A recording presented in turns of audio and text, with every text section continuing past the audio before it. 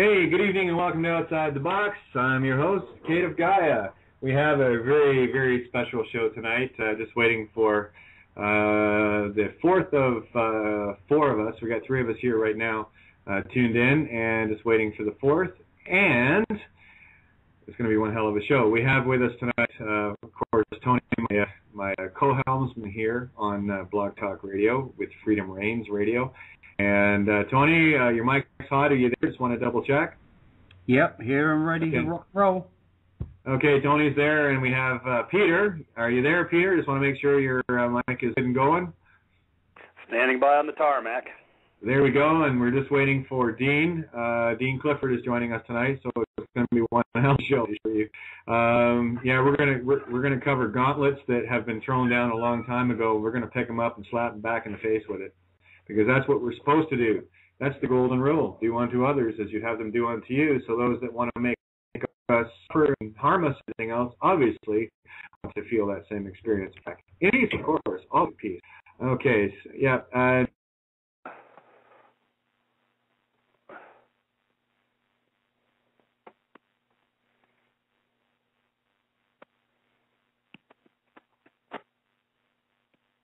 Okay, that didn't take long. Hey, I'm still here. Good as gold. We've had some trouble today with Kate's line. We've been on a couple of shows today.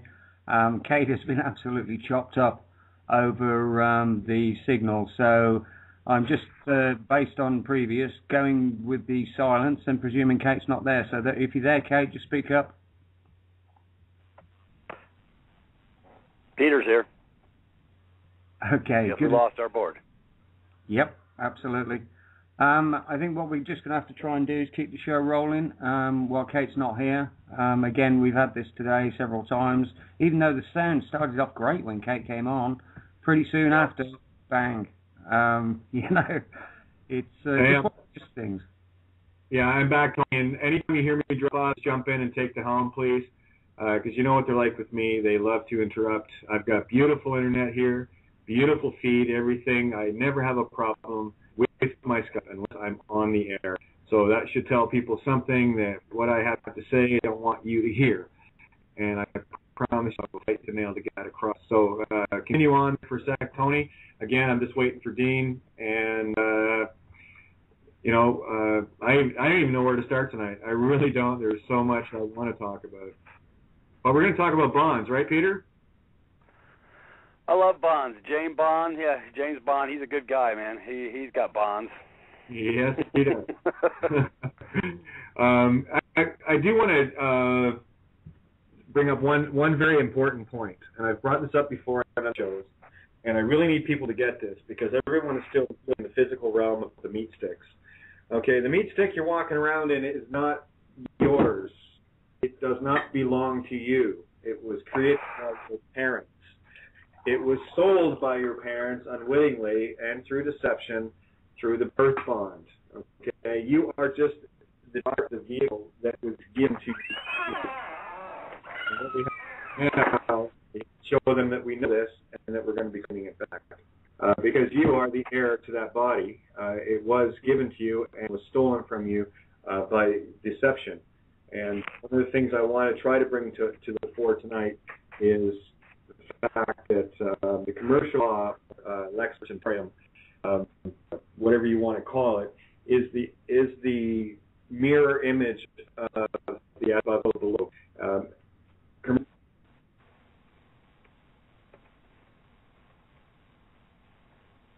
Lost him again.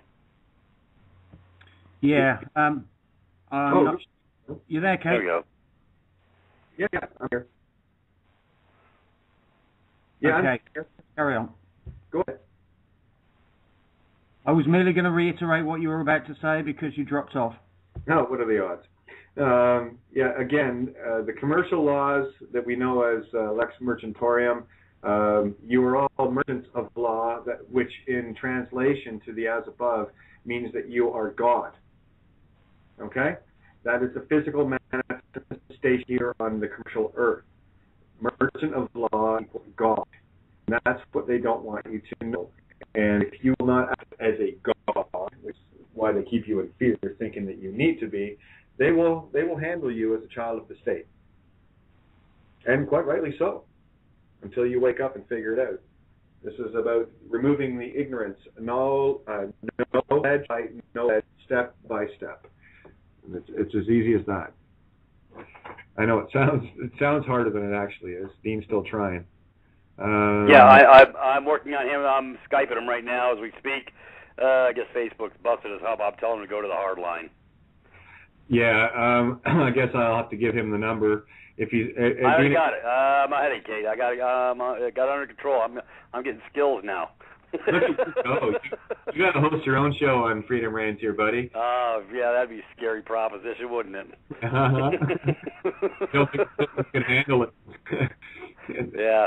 Which is good. So anyway, Pete, why don't you expand a little bit on the bonds, because you of very few people I know can actually speak this in layman's terms for people to grasp. And it's not that hard to grasp. It's just you got to get outside the box, guys. You got to get outside the system box and the physical meat illusion. You've really got to get this. So, Pete, take her away for a minute. Sure. Yeah, folks, it's all basically, I covered this on the last call we did on the 26th. We covered the bonds a little bit, and basically everybody misconstrued it because they didn't read what I wrote on the 3 pages of Read Me First and failed to sort of get the gist of it when I did the call with Deatra, and she laid it out succinctly. Folks, when I tell people to settle an account, it's not to go into the judge and settle the account. You have to go in before it goes to finality, which I covered pretty well, I think, on the call from the 26th, but apparently people didn't really get the memo. Folks, this is not about filling out paperwork. This is about catching them with their fingers in your cookie jar. What they did was when they got you into that court or gave you a ticket or whatever, they drafted you for performance by you putting your unencumbered signature without any reservation of right. And even when you put reservation of right, they still ignore it anyways, and they still draft you for performance. But in order to get any court case in play, folks, they have to have a bond.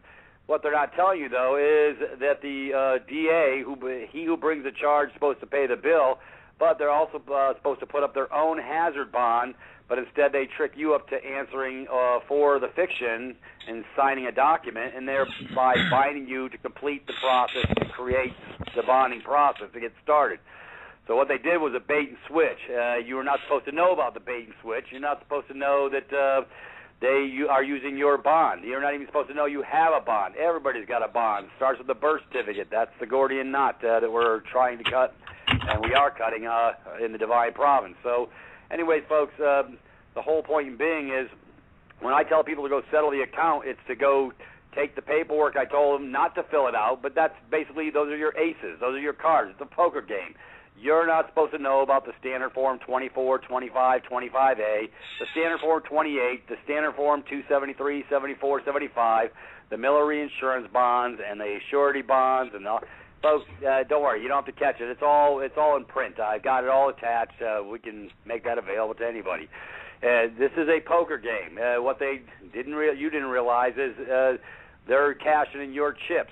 They're using your beneficial interest because you stepped in and answered up to the fiction on whatever the charge may have been brought against you, and you completed the cycle by stepping in and signing using your SIN, your /signature, and so they could hypothecate your signature and get a game going. So behind closed doors, they're doing these so-called documents. All these forms I'm telling you about, they're already wrote up in the back room. You don't have to bring them with you to fill them out. You're just showing them, hey, yeah, these are the ones I'm talking about. I'm here to settle the account. You're going in harmony and love. It is your job. It is your responsibility to settle the account. A good debtor settles his account. So you're just going in, like I say, there's no controversy created when you go to settle the account. However, they get real excited because, they don't like getting caught with their hands in the cookie jar. So they run and scamper, and they'll do denial. There will be concealers. You bypass the schmucks at the front desk, and you tell them you want to talk to the DA. And, hey, you just tell them you're there to settle the account. That's the whole reason you bring your birth certificate box. That's the whole reason you ask for the CUSIP number. Folks, this is not rocket science. You're just asking for documents so you can close the account. You don't fill them out. They're already filled out on your behalf. That's the best part. You don't have to fill out a thing. You're there to settle the account. That's your job, and it's a card game. And if you don't stand fast, like Sister Deatra did, and you, like a brother down in Florida, he went in and he let the concealers win the game because he didn't know how to stand fast and who he was. He basically, the clerks of the court told him, we don't know nothing about those bonds, and we just know about the recognizance. And you know what? They're probably right, because everything is concealed, folks. This is all compartmentalized. Even Deatra is a public pretender. He didn't even have a clue about the bonds. He wants her to come and teach her about the bonds. Folks, it's the upper echelon that knows the game. It's the lower echelon that gets kept in the dark so they can have plausible deniability. So exactly. You got to love how this game works. Anyways, with that, that's a good open door right there. Yeah, I just wanted to mention we got Dean on the line now. He is in the room, and just wanted to let you know, Dean. So you want to say hi to the good people here? Let's get everybody into the fray. Dean, yep. How are you? Not too bad. How's it going? Good. Great to have you. I'm just listening away here. Fun stuff, eh? So, yeah, well, really, they're used to hearing me and Tony all the time. I'm just looking forward to listening to you and Peter because I know both of you guys have such a level of knowingness within the system and how it actually works. And this is what people need to know. And there is a little post that I do want to read from, I just got to find it here, from my Facebook, and it was a link that was given to me today by Lucas, just like literally within the last hour. I had to find it, and where are we? I'll just go down. Now, this is an eye-opener for anybody that doesn't believe. Now, check this out. This is what Lucas, thank you, Lucas, for sending this in, another two-spirit kindred of mine. And anyway, here's what he wrote. I saw this. What are they referring to here? And I'll continue so you'll get this. Now, here's the quote. To ensure that you have the prices for the correct date, use prices in the newspaper on the day after the date of death. If death...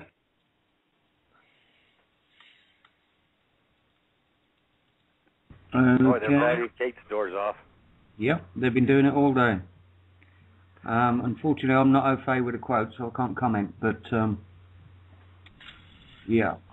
I've never met anybody with more Skype problems in my life. In fact, the only time Skype does not work for me, and it cuts out continuously, is when I'm trying to have a conversation with Kate. I know. Yeah. Kate's the lightning rod. Yeah. Ever in my life, I've had a lot of conversations with people in a lot of different parts of the planet, and that's the only person that has consistent every 5-minute interruptions in their Skype service. Maybe they're trying to tell us something, huh? Probably. Well, I'll comment on that plausible deniability comment that was made there a few minutes ago, and I'd have to say that they're actually dependent on the fact that they keep these people ignorant, so they got the plausible deniability, because could any of these people in good conscience do what they're doing if they knew what was actually going on? I don't believe they could, Dean. That's why, matter of fact, I've proven on multiple levels that Kate, you back? Here. Anyways, Dean, you're dead nuts right. Hey, I know some judges who are no longer judges, who are on the lower echelon of the food chain, who don't even know half of what I know. So there is plausible deniability. And as a matter of fact, I've gone down to the clerk of the court down here in this county, and I've asked her, I said, is it you that fills out these bid bond, performance bond, payment bond? And she goes, nope, that's the clerks that sit with the judges. So, See, there you go. They're separating the wheat from the chaff. These public pretenders don't have a clue. I don't even think the DAs know half the shit. He just wants to be good to Papa Bear and make sure he gets this shoved on through. But then again, I've never talked to a DA to verify or rectify either way. They have no idea. They really think they're prosecuting real laws. That's the sad part. They're that deluded. The other thing is, too, and the great part about this is it doesn't matter how incompetent their underlings are. Does that remove liability from the employer, from the government that's hiring these people, that's harming us? That's why I was talking about the hazard bond. See, I got a 43-page document. I'll be glad to send it over to you, Dean. You'll love it. It's every case is every case and every charge is a different bond. And there's the clown at the circus is called the DA. He who brings the charge pays the bill was supposed to have brought his hazard bond to bond the case. They can't do a double jeopardy and trick you into using your bond, and then that's what they're doing, though, is it's literally concealment, and it's a bait and switch. And when you walk in and stand in the bow and answer up to the fiction name, they got them a game, and they complete the cycle by appointing you some public pretender scumbag, some mouthpiece who thinks he's operating as your representer, and that's when they finish the cycle and move that case forward. So, did you hear my call that I did with Deatra and how I got her to get them they threw the case out. They didn't want to talk to her after she went in trying to settle the account like I told her. No, I haven't heard anything about this, actually. I'll send you the call. I've got it on my Skype. I'll send it to you in Skype. You can listen to it. It's the first 45 minutes, 50 minutes. Because Deatra come to me playing, not knowing what to do, because what they did was they screwed her eyes out, even though it wasn't her issue. Her ex got kicked out of the house. She kicked him out, and so out of spite, he wrote a check on a closed account. She knew it was closed. He knew it was closed, and he did the dirty deed, and then they come after her, and then she proved to them, hey, I closed the account out. That's not my signature on that thing. And they said they weren't going to charge her, and they still charged her. I said, you know what, sweetheart, it's time to shake the dadgum tree. So I stepped her in. I gave her a little class on bonds. I said, you need to make a copy of this, this, and this. Bring your birth certificate bond, and you want to be asking for the custom number, and then you tell them you're ready to settle the account. That's going in harmony. You're going in peace when you go to settle the account as a live man, but you can't wait to get in front of the judge to do it. You got to do it before the day of infamy. Otherwise, it doesn't work real good because the judge is going to steamroll your ass, or they'll have the cop taser you, and you ain't going to get nothing out of your lips when you start saying the word bond off your lips. So what I told her is, don't wait till you go before the judge. You can go settle this way before then. And she followed my directive, and all of a sudden, the public pretender got so he was like a little cockroach running back to his master, his DA, and the DA tells him, and he runs. I mean, we're talking running, physically running, and because she brought the light, she shone the light on the shit pool, and she caught him with her hands in the damn cookie jar, and they said that DA told the public pretender, tell her she don't never have to come back. This case doesn't exist. Ain't that special? That's normal. Just from a 25-minute phone call with me, because I couldn't put her in the deep end. I didn't even really want to go do it, but I said, if you got a spine, you can stand in there like a pit bull. You're not leaving until you settle the account, sweetheart. She got what I was saying, and she went in. She wouldn't sign none of their crap. She told them, take these documents back to the DA. She's there to settle the freaking account. Well, the DA got so excited because she knew. And matter of fact, this is the funny part. The public pretender, because I know he didn't know crap, wants her to teach him about bonds because he knows nothing about bonds. And he also said to her, by the way, it was nothing personal. It's just business. It's all about the bonds, folks. That's all it is. Yep. And so I put forth, I'll send you my attachment, Dean, that I put forward with all the bonds, the GPO.gov website with all the special bonds. And you can have. I just want to go have some fun because I want to go settle the account. But the real key issue is the dadgum. It's the DA who brings the charges. Like I say, they did bait and switch when you stepped in, and they're not supposed to do that. So he's committed a fraud upon the court because the state's supposed to have their bond up via that non-compliant DA, and he's supposed to be putting his bond up for every case. That's the gamble. And so if he goes wayward, then the state has to absorb the damage to the party that they damage. Well, they're not doing it that way because they're getting all the schmucks to walk into court and stand in there and say, yeah, I'm Peter Cheese Schmuckatella. Yeah, that's me. Boom, they got him a game. And that's all it takes to get the game started. But they're not using their bond. They're doing bait and switch. Well, so if you're not asking for the bond underwriting the case, then you must be waiving any right to recourse. Either that or go in there and you can tell the Crown or the DA, depending whether you're in Canada or the United States, well, since I didn't find a copy of your bond enclosed anywhere, I'm assuming that you are assuming full liability for this personally. And your full commercial liability capacity. That is correct, brother. Yep. Because what he's done now, this is where it can get fun. I like to have fun. I'm just that type of guy. I'd like to ask the DA. I says, so did somebody do bait and switch here? I want to know. I says, does somebody think they're using my bond? If they are, I'm ready to settle the account. However, technically the law says you're supposed to have your bond up for this case before the ball gets into play, so where's your bond? I went up to risk management. I couldn't find it, brother. So are you flying without a net or what? Well, follow that up by saying, well, just to make sure that you can cover the damages, since you're covering everything, you're assuming full liability personally, I'm going to need a financing statement of all your assets. I need to know that you can cover these damages personally, because I don't think you can. I need to know what house you own, your cars. I need a full financing statement of everything you own. Yeah, I want to know where your wife's beauty salon is. Yeah, as soon as you start talking like that, they're not going to want much to do with you, because then you know the scam. You're not willing to underwrite the claim being made against you.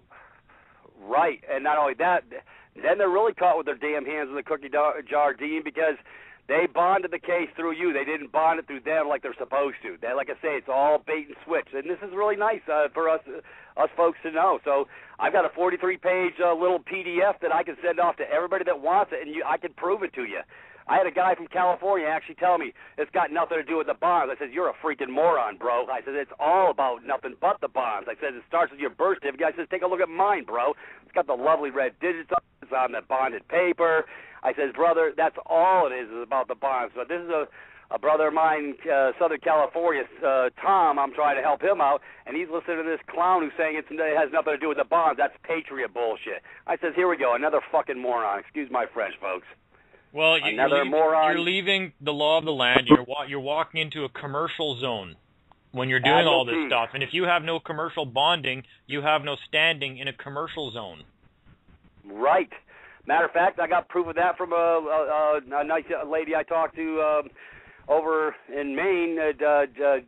Her and her husband, they wanted to bring a case, and the judge said, well, you need to bring your bonds. And so they brought their birth certificates, and they binded up their birth certificate bonds to bond the case.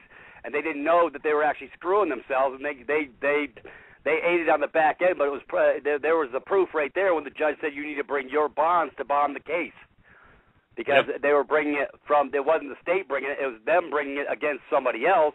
And he says, well, you need to, the case is not bondable until you bring forward your birth certificates. Yep. So there's some more proof, brother. You got to love this stuff. I mean, the proof is coming out left and right and center.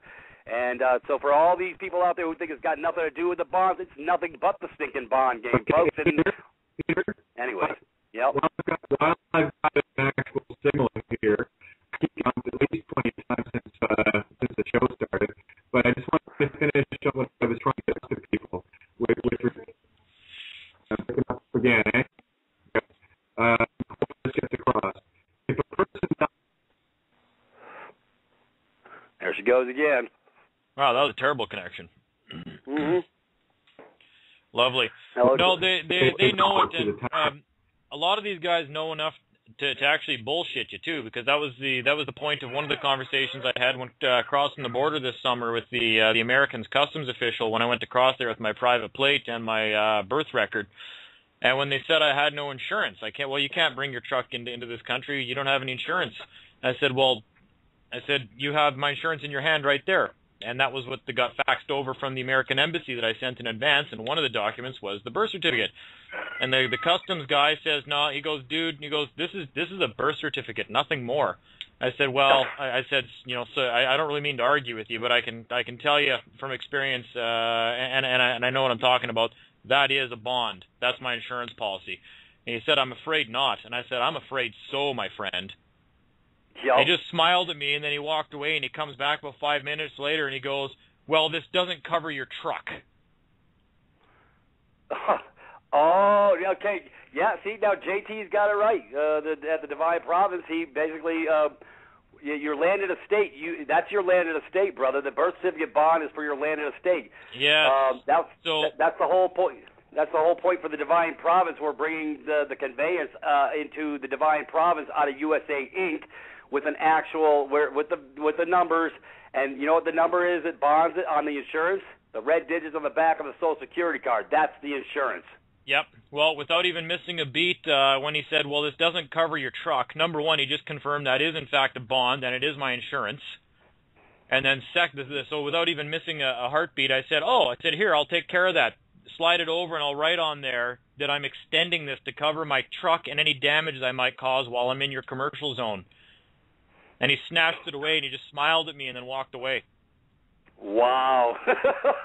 That's beauty, brother. I'll just write a bond order right on it. This is extended to my truck and to me while I'm traveling down here in the old U.S. Well, they didn't like that a whole lot. No, a bunch of bottom-feeding whores, bro. But that's all right. But they knew. Those guys knew. That's why he gave me a little smile and he walked away. So. Yeah. So, well, like I say, a lot of this stuff is compartmentalized, so we really don't know who knows what. So I had the pleasure of talking to a brother who's up in North Dakota the last couple of weeks, and he was dealing with a judge from Philly who's no longer sitting on the bench. And my brother Bill's really sharp. He's 26 years Air Force of all things. He was a E9 Master Sergeant, so he sort of walked on water. But he's divested himself of the game for the most part, and he was talking to this judge, and Bill knew more than he had more information about bonds than the judge did. He goes, you know what? He goes, that's why I stepped off. He goes, they were teaching him new stuff, but he wasn't totally in the mix. So you know what? It comes back to it's compartmentalized, guys. So we don't know who knows what. So there, like I say, that's the claim to plausible deniability. Sort of like when I went to the clerk of the court, and I showed her the 3 documents, those bid bond, performance bond, payment bond. And I said, is it you, the one that fills these out? And she goes, oh, no, I don't do those. That's the clerks that sit with the judges. So it's compartmentalized even with the clerks of the courts. And most of them don't have a clue what the hell is going on or why they're doing it. Yep. So or it could just be that's not one of the functions of their office, right? Like you go to any other corporation, oh, no, that's not my duty. These people handle those things, right? Right. Different office, different function. Yeah, the military is exactly the same way. When you're dealing with requisitions for whatever it be, explosives or food or products or whatever, everybody's got a different capacity, and that's why the colonel's got to sign like the extra special stuff, where a gunnery sergeant can sign off on for lower echelon stuff. So it's compartmentalized even in the military as far as I did 10 years in, so I've seen how it operated, you know? Yes, in commerce, it's all about holding office and what are the duties and functions and obligations that go along with that office. Everybody wants to confuse the law of the land with commerce. Yep. And you can't. It's all. Hey, Dean, I'm going to attach this and send it to you ASAP, and then I'll put it in your little Skype box. You're going to like this read, brother. This is talk about peeling back the curtain a couple layers. You're going to have a good time. It's an easy read, too. Excellent. Yeah, I'll give it a look. You'll like it. It applies to y'all the same here. Matter of fact, somebody found y'all's bid bond, performance bond, payment bond for Canada, which is a 504, 505, and a 506. We are a 24, 25, and a 25A. And don't need to, for anybody listening, don't learn how to fill the damn things out. Nobody has to learn how to fill out anything. You just got to go ahead and bring your... Don't fill anything out. You're not qualified to fill that shit out. That's what government officials are for. They're qualified, and they are bonded to do that kind of stuff. That's why people are getting shit for filling out all these fucking forms, sending them in, and then they're wondering why people are getting arrested and thrown into jail. That's not for you. You're supposed to order somebody to do that, somebody that's qualified and has been trained to do it. That is correct. You just give orders. You're the highest ranking official around. I just give orders. I don't have a fucking clue how to fill that stuff out. That's your job. I'm ordering you to do it. Exactly. That's what I keep telling everybody. I did this bond issue, and I don't know where they got the information. You're supposed to learn how to fill this out. I've never told anybody you never fill anything out, and I told them, some people say, well, what do you do when you get in the front of the judge? Well, if you've gotten in front of the judge, it's too late. This is not getting in front of the judge. This is going through the side door and dealing with the dadgum DA. Of course, I got another call coming. I'll be with you guys in a second. Yo. Okay, so what, we're down to me and who? I'm on a Skype right now, sweetheart. I'm on the Dean Clifford show. Go to your Skype. I sent you the address to go to. I don't think I'm a show. But, I don't know. I'll just blabber while nobody else is around, but that's the two main points I'm really trying to concentrate on here. I just spent the whole summer traveling and trying to help people out of stuff and wasn't around much to do many shows. or even keep some appointments that I had there. I was supposed to do, I think, Angela Stark there a few times, and I missed every single time. I ended up being out of town, and I couldn't give notice to anybody. But we got to get people starting to understand that they shouldn't be running around filling out all this paperwork and doing shit that government trustees are supposed to do. The trustees, the officials, the people that are hired to do this stuff. They're there to do all that. You're not supposed to know how to do all this. They're there to serve you, public servants. They're qualified, they've been trained, and if they're not, they got to point in the direction of the next person to speak to. People are getting in trouble filling this paperwork out, and it's not for us. Right. I agree with you 100%, Dean. I've been saying it from the get-go. We don't fill out crap. Hey, it's all filled out for you in the back room. They got it ready waiting for you. Tell them to bring it forward so you can settle the damn account. That's all you want to do. That's why I tell them to bring in their birth certificate, bond, ask for the custom number. You have the right to ask for that. Tell them you're there to settle the account. That's love and harmony, brother. I want to go to full closure and settlement on this account here and now. And my authority told me I can't leave your office until I settle this account. And they'll say who your authority is. Well, hey, that's between me and my authority, but I'm not leaving until we settle the account. Next thing you know, they want to throw the case out. Don't come back no more. That's what happens. They do have a fiduciary obligation to qualify you, though, to make sure that you are somebody who is authorized to come in and settle the account. That's why people need to know what they're talking about a little bit. And for me, I still equate settling the account and going in there to settle things as you acting in the capacity of a trustee. And I don't go in to settle accounts because I don't believe that they have a valid claim. So I go in there to actually to question the claim against the estate. Okay. When I go to do mine, I'm not here to settle. I'm here to validate the debt. I'm claiming there is no debt. I'm not a debtor. Right. Well, they've got everybody classified as one via like in the USA Inc. 14th Amendment citizen slave status because you haven't cut the Gordian knot yet. That's the problem, and because I have cut the knot, I don't think there's going to be many claims being made. But I mean that's why you could refuse something for cause, right? Or file a counterclaim against them for making a frivolous claim because there is no debt. There's no injured party. There's no contract. There's no debt. I'm not here to settle anything because the debt doesn't exist. So I want to know what bond is underwriting this claim because I'm going to liquidate it. That's what you go in there to do. Well, fuck, they don't like that very much. No. That's I think what hemmed him up with Diaz for a little bit because she was saying, I think she was covering that I'm going to bring forward my counterclaim for your fraudulent claim that you brought forward because they didn't have a valid claim to start, and they know it because they didn't bond the case. That is exactly the proper way to handle that. That is 100% bang on. Yep. So that's why they sent her packing real quick. You don't have to come back no more, and it's ironic. I think the DA called her about an hour later, the DA, and said, hey, was it nothing personal?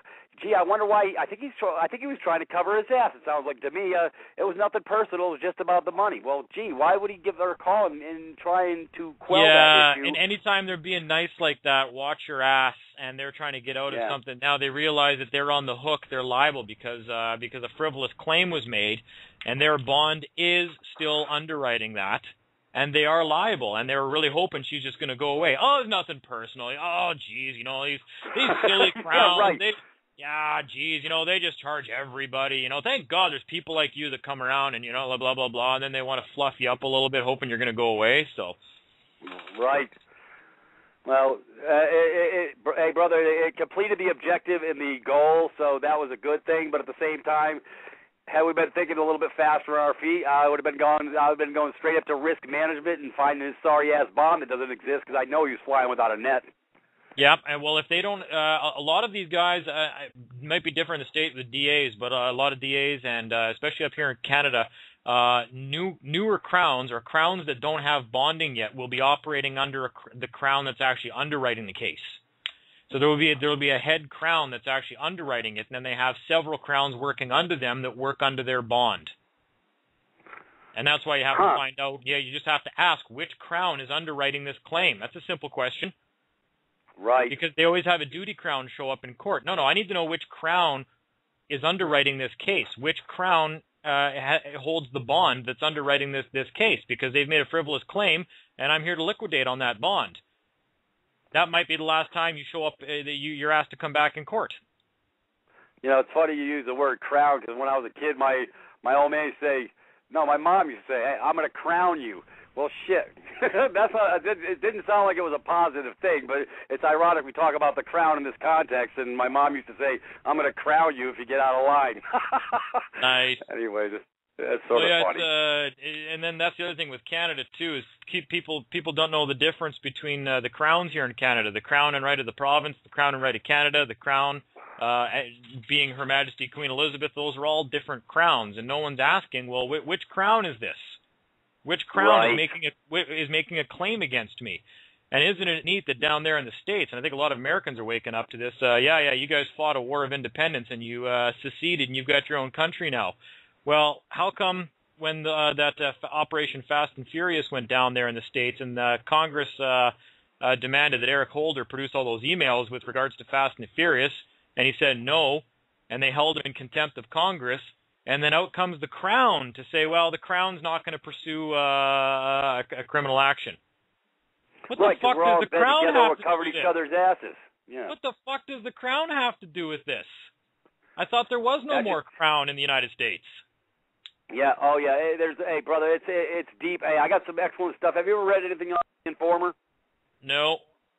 I got some great stuff for you that'll be, hey, brother, I'm going to pack your lunch for you on this one. You're going to love these documents because it's saying exactly what you're saying. It's all parallel under the Crown. It's still under the Crown. It's always been under the Crown, even under the Republic, RE-public. It's all about the public, folks. I mean, there is no Constitution, folks, that settled. You weren't a party to it. You didn't sign the son of a bitch. It doesn't apply to you. It's a corporation, and your president's a corporate master, and all the Congress critters, they're the other corporate masters, and they keeping the corporate game going so they can exhaust the estates of every man, woman, and child until they become nothing. It's operation of law in the absence of evidence to the contrary, period. Right. Since 1871, everybody's been dead asleep, and my grandparents, my parents, then it got to my era, and I don't want my kids dumbed down. I don't want to skip in this generation, so they get in the education. So. Yep. Well, it doesn't matter. It doesn't matter what you say. That's why when most people go to court and they're beaking off about being sovereigns, if they got no paperwork to back up anything they're claiming, it's the old. This is operational law. If you look like a duck and you walk like a duck, it doesn't matter if you learn to speak English. I know who you are. You're a duck. Yep. You're just that duck that learned to talk English. Right. It's all ecclesiastical law, black magic going on in those courts. Santos covered it extremely well in his Vatican Owns Your Soul. The last 20 minutes, he explains exactly what's going on with the Magi and the trickery in that black, dark court.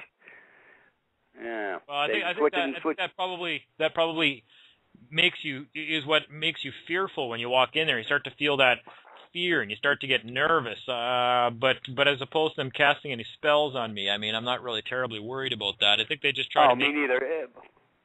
I think most of that is nonsense. I mean, if they want to believe in black magic and whatnot, okay, I'm not even claiming that's what they do in the courtroom, actually. But, I mean, they're all veiled to, they're all wearing these friggin' cloaks, the vampire robes to because they're not there in their personal private capacity. They're there performing functions, and the functions are always changing, and you don't know that. They're just filling whatever function needs to be filled while this boardroom meeting is basically going on for your trust. So they're just there filling in all the different functions, and they just don't want you asking questions. They just want to make sure that you're always filling the function that pays the bill at the end of the day. So. Right. Hey, guys. They're all guys. Yep. Guys, well, I've got a second here before they knock me off again. I've got a couple of callers here. I'm not sure. I don't want to up the flow here, but I'm just bringing them in. I need, if it's a question, great. I need it short and sweet. I want Dean and Peter to rip and roar on the Dean Clifford show tonight. I love it. Anyway, area code 401 580. I'm making your mic hot, so you've been on for the longest, so I'm going to bring you on. Short and sweet.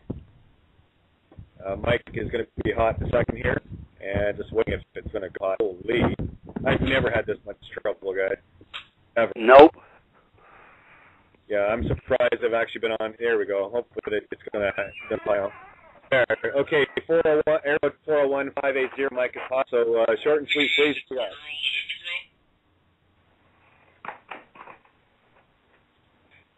401 580. Are you there? Okay. I'm not here. 41580 is Patrice. Patrice, okay, well, we'll leave you hot, so we're going to get you in a call. Great to have you here. I'm going to go to the next call, just see who it is. So, Han, I'm glad that you joined us, another host for Freedom Reigns. So here we go, area code 417, first three numbers 368. I'm making your mic hot, so let's see, short and sweet. If you're not a host, well, there you go, huh? Yeah, so here you go. Your mic is now, wait for it. Mic is hot. Area code 417. Okay, can you guys hear me? Yep. I hear you. Okay, I've been in this effort for 20 years, and I have no doubt about the birth certificate and the bonding of and the commercial part of this. My problem, and if you guys could clarify, when I look at these standard forms, 24, 25, 25A, or whatever it is. They all say on them that these are construction bonds. Absolutely they are. Well, construction of what? Constructive trusts. Constructive trust, exactly. Thank you. And I have documents on constructive trust if you want them. Feel free to email me, katierenee@live.ca. All my info on my blog, loveovermind.wordpress.com. So it's all there. And that Kate, or is that... That's Kate. I'm Kate. Okay. Yep. I have a friend in Ontario I've been helping with a lot of stuff over the last little while, and he was a victim of a divorce proceedings. And when we finally brought some stuff into the court to start to go back and undo all the damage, he went before one judge that said, I can't hear this matter. This has to go back before the judge that created this trust. There you go. So there you go. It's a constructive... So when they're saying construction, they're talking about a constructive trust. Yeah. Like in Canada, the last payment bond is, let me just bring it up here. It's for labor and something. Where is it? Materials. Labor and materials. In Canada, it's the 506, labor and materials. That is the payment bond, and they're all about construction because it is about constructive trust. Talk about deception. There you go. Yeah, and that's why I highly recommend never filling out any of their paperwork. You have no idea what they're saying in their paperwork. You could be agreeing to anything. You don't know. It's literally another language. It's their language. Stop filling out their paperwork. And believe me, if they live on paperwork, these people they need all this paperwork because that's the only place where they live. All it would take to collapse this system is for everybody to stop putting their name, their signature on anything for a couple of weeks. Yep. The whole thing would fall apart. Stop signing your frickin' name on things, period. So just claim it. Tell them that you're there to settle it and get the paperwork filled out. If there's a debt, hey, I'm here to settle if there's a debt, but I need verification of the debt first, please. And what form would that come in? Coming out of your mouth. And if you need to, serve them with paperwork. Write it down, and that's exactly what we were just talking there a minute ago that you'd said that she did when she walked into the court. It's almost like a conditional acceptance, almost. You know, bringing back a technology from 10 years ago. So, yeah, I'm here to settle the debt if there's a debt, but who's the debt owed to? Who's the injured party? Gotcha. Well, that's exactly it. And again, we have to go back, and what Dean is saying is he cannot put it any more literal. This paperwork is not yours to fill out. That is their realm. That is their reality. And he's absolutely correct in why I will never sign, and I spell that S-I-N-E because I speak from the ethereal, the actual intent of the spirit, which is me driving this meat stick. When you sign something, you're actually transferring that free will choice to their fictitious world. That's what gives it life. So if you stop signing things, this paper system collapses. And I think it'll take about a week, maybe 2 weeks tops. Yeah, but good luck getting everybody to stop doing that. So your best bet is, and I'll say it again, I've said it many times in the past, and I think everybody's finally starting to get up to speed here.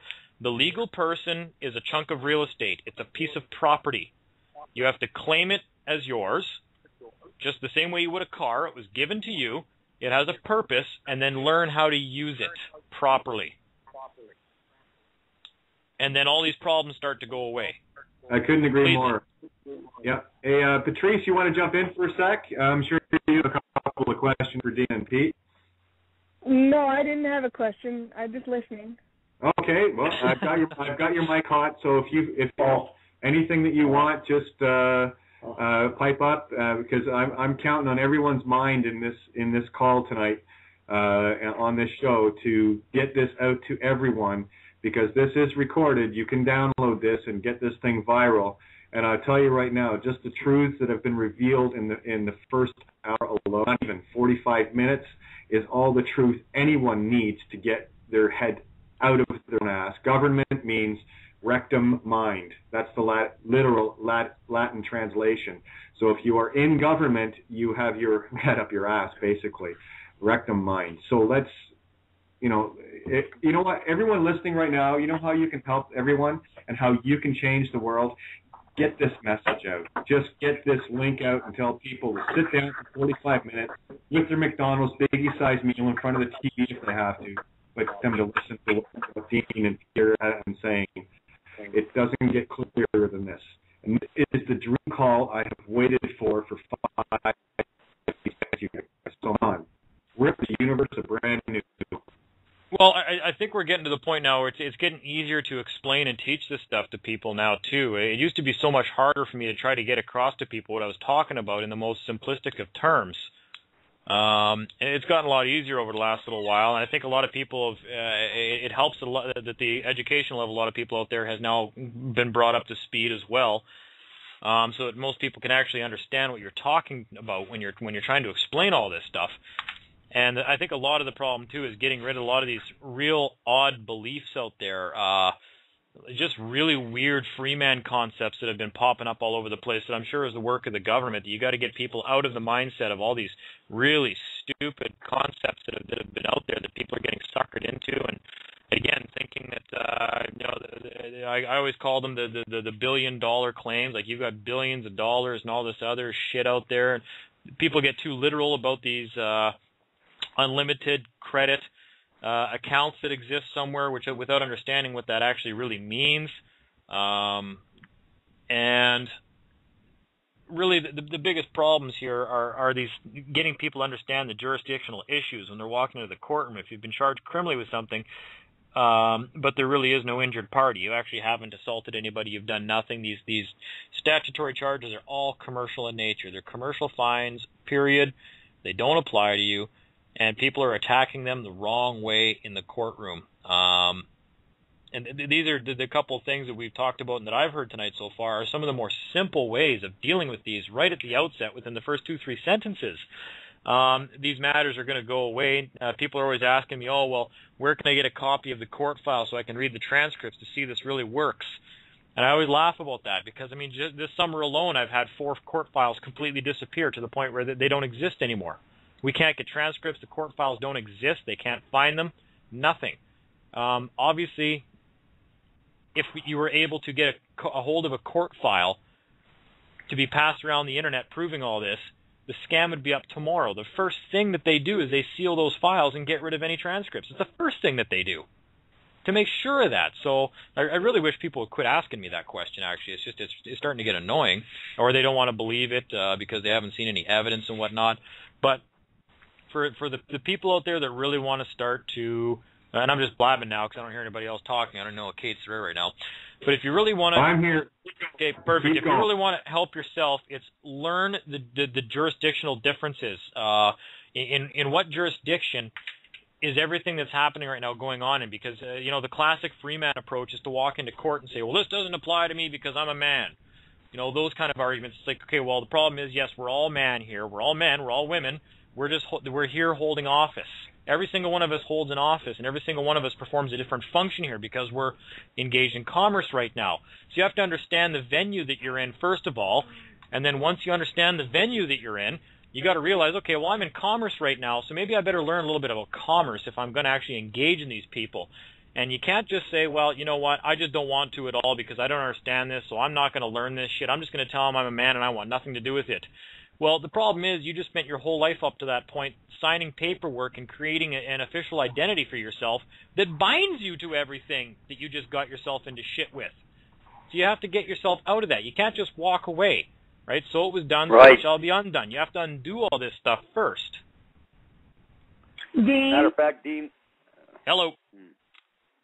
No, I had a question on, I saw a document, I'm not sure if it was Peter or Kate that sent it around recently, about the honor and dishonor, the process of, asking once, asking twice. If they don't respond, if they're in silence, they're dishonoring your request to remedy it. What is your approach to dealing with their abject silence when you request that they provide you this stuff? Okay, well, I mean, yeah, it's tough.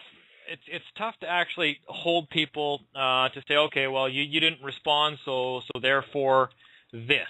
Those kind of things have to be in the context of the situation that you're involved in. Like, I can't just walk up to somebody and say, you owe me $1 million, and if you don't respond and say this, then you've agreed that you owe me $1 million, right?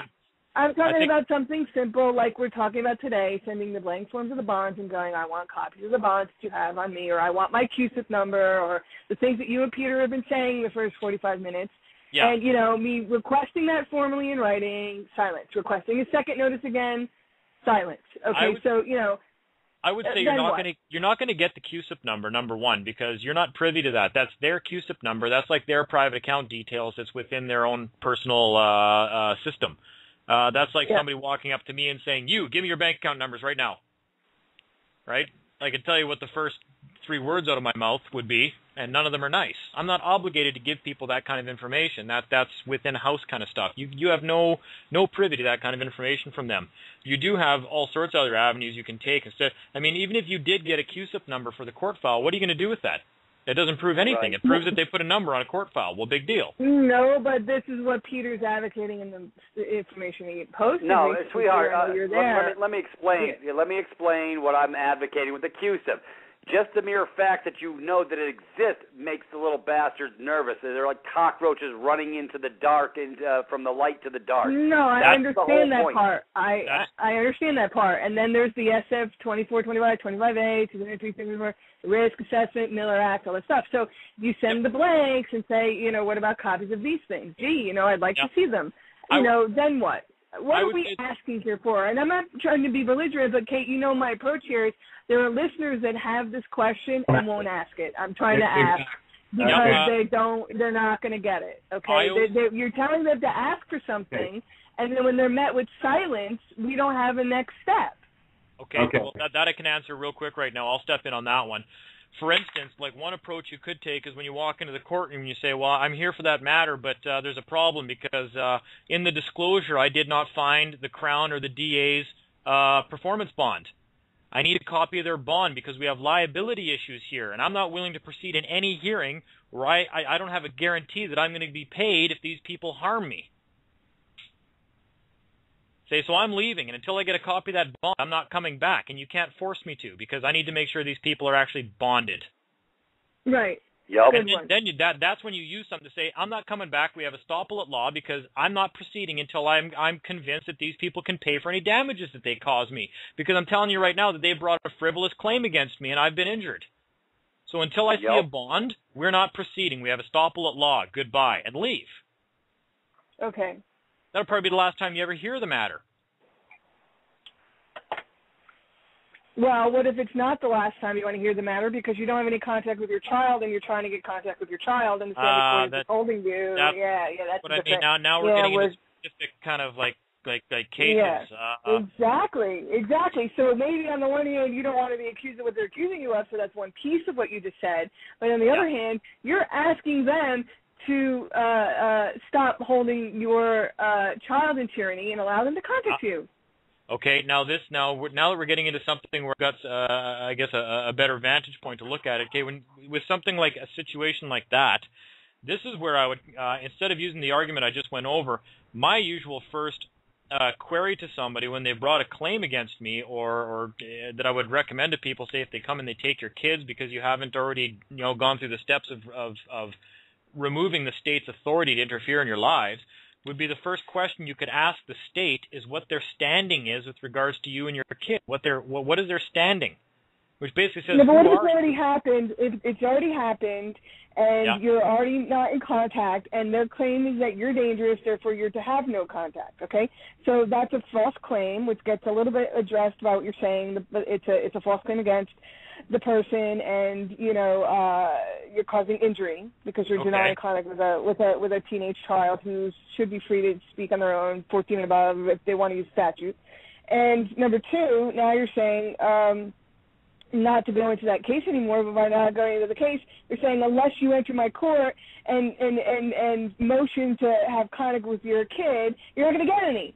We're going to, you know, arrest you or, now, you know, hold you in contempt or any of this other crap, law stuff that's going on. Let me explain to you what I mean when I say what is your standing in this matter, okay? So the state says that you've done something that warrants them to come into your life and to remove the kids from your custody. What I mean when I ask somebody what's your standing with regards to this matter, it means what's your interest? What is your interest in this matter? Because they can never prove they have the authority to walk into your life.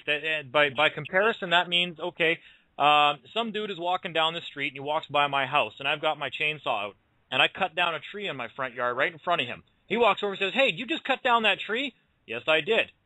"Well," and then he makes a claim against me for cutting down a tree on my own property. What the fuck has he got to do, anything to do with my property? What is his standing with regards to my property? It's my property. I can do whatever I want with my property. What is your standing in the matter is what you're asking somebody. What is your equitable claim? And the state they can't answer that question. They cannot answer that question, which means that is a perfect place to default them. Contact them 3 times by registered mail. What is your standing in this matter?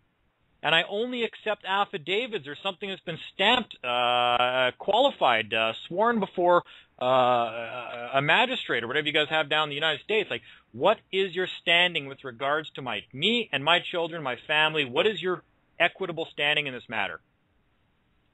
And if they can't answer you, you default them. And then you go back to the court, and then you file a counterclaim. If you're in criminal court or if you're in family court or whatever, you file a counterclaim. And you make application for an order for the return of your children on the grounds that the state has absolutely no standing in this matter.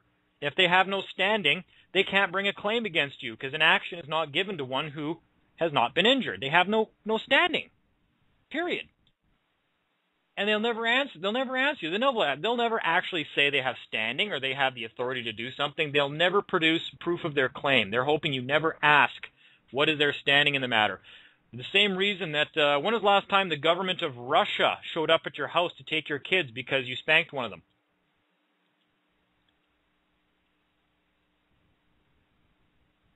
Yeah, no, but how do you do cleanup? How do you do cleanup once it's already happened? People who have suffered had their kids taken from them 5 years ago, and that's what I'm trying to say. You contact them. And how do they get them back now? Yeah, you contact them. You ask the government what their standing was in the matter, because if they have no standing, they have no claim, and if they have no claim, it's impossible for them to have to bring an action against you, which means you can now go to the courts, and you have to do that because the reason you're going to the courts is they have to obey a court order.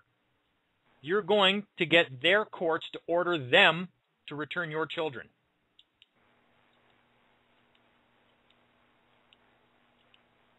And they will, if you can actually show up and say, well, look, these people have no standing.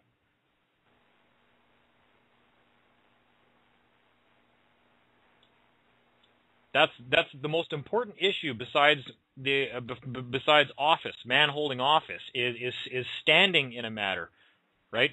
That's it's no different. All this stuff is exactly the same. It doesn't matter if it's a traffic ticket or violations of whatever act that the government says they can come in and take your kids for.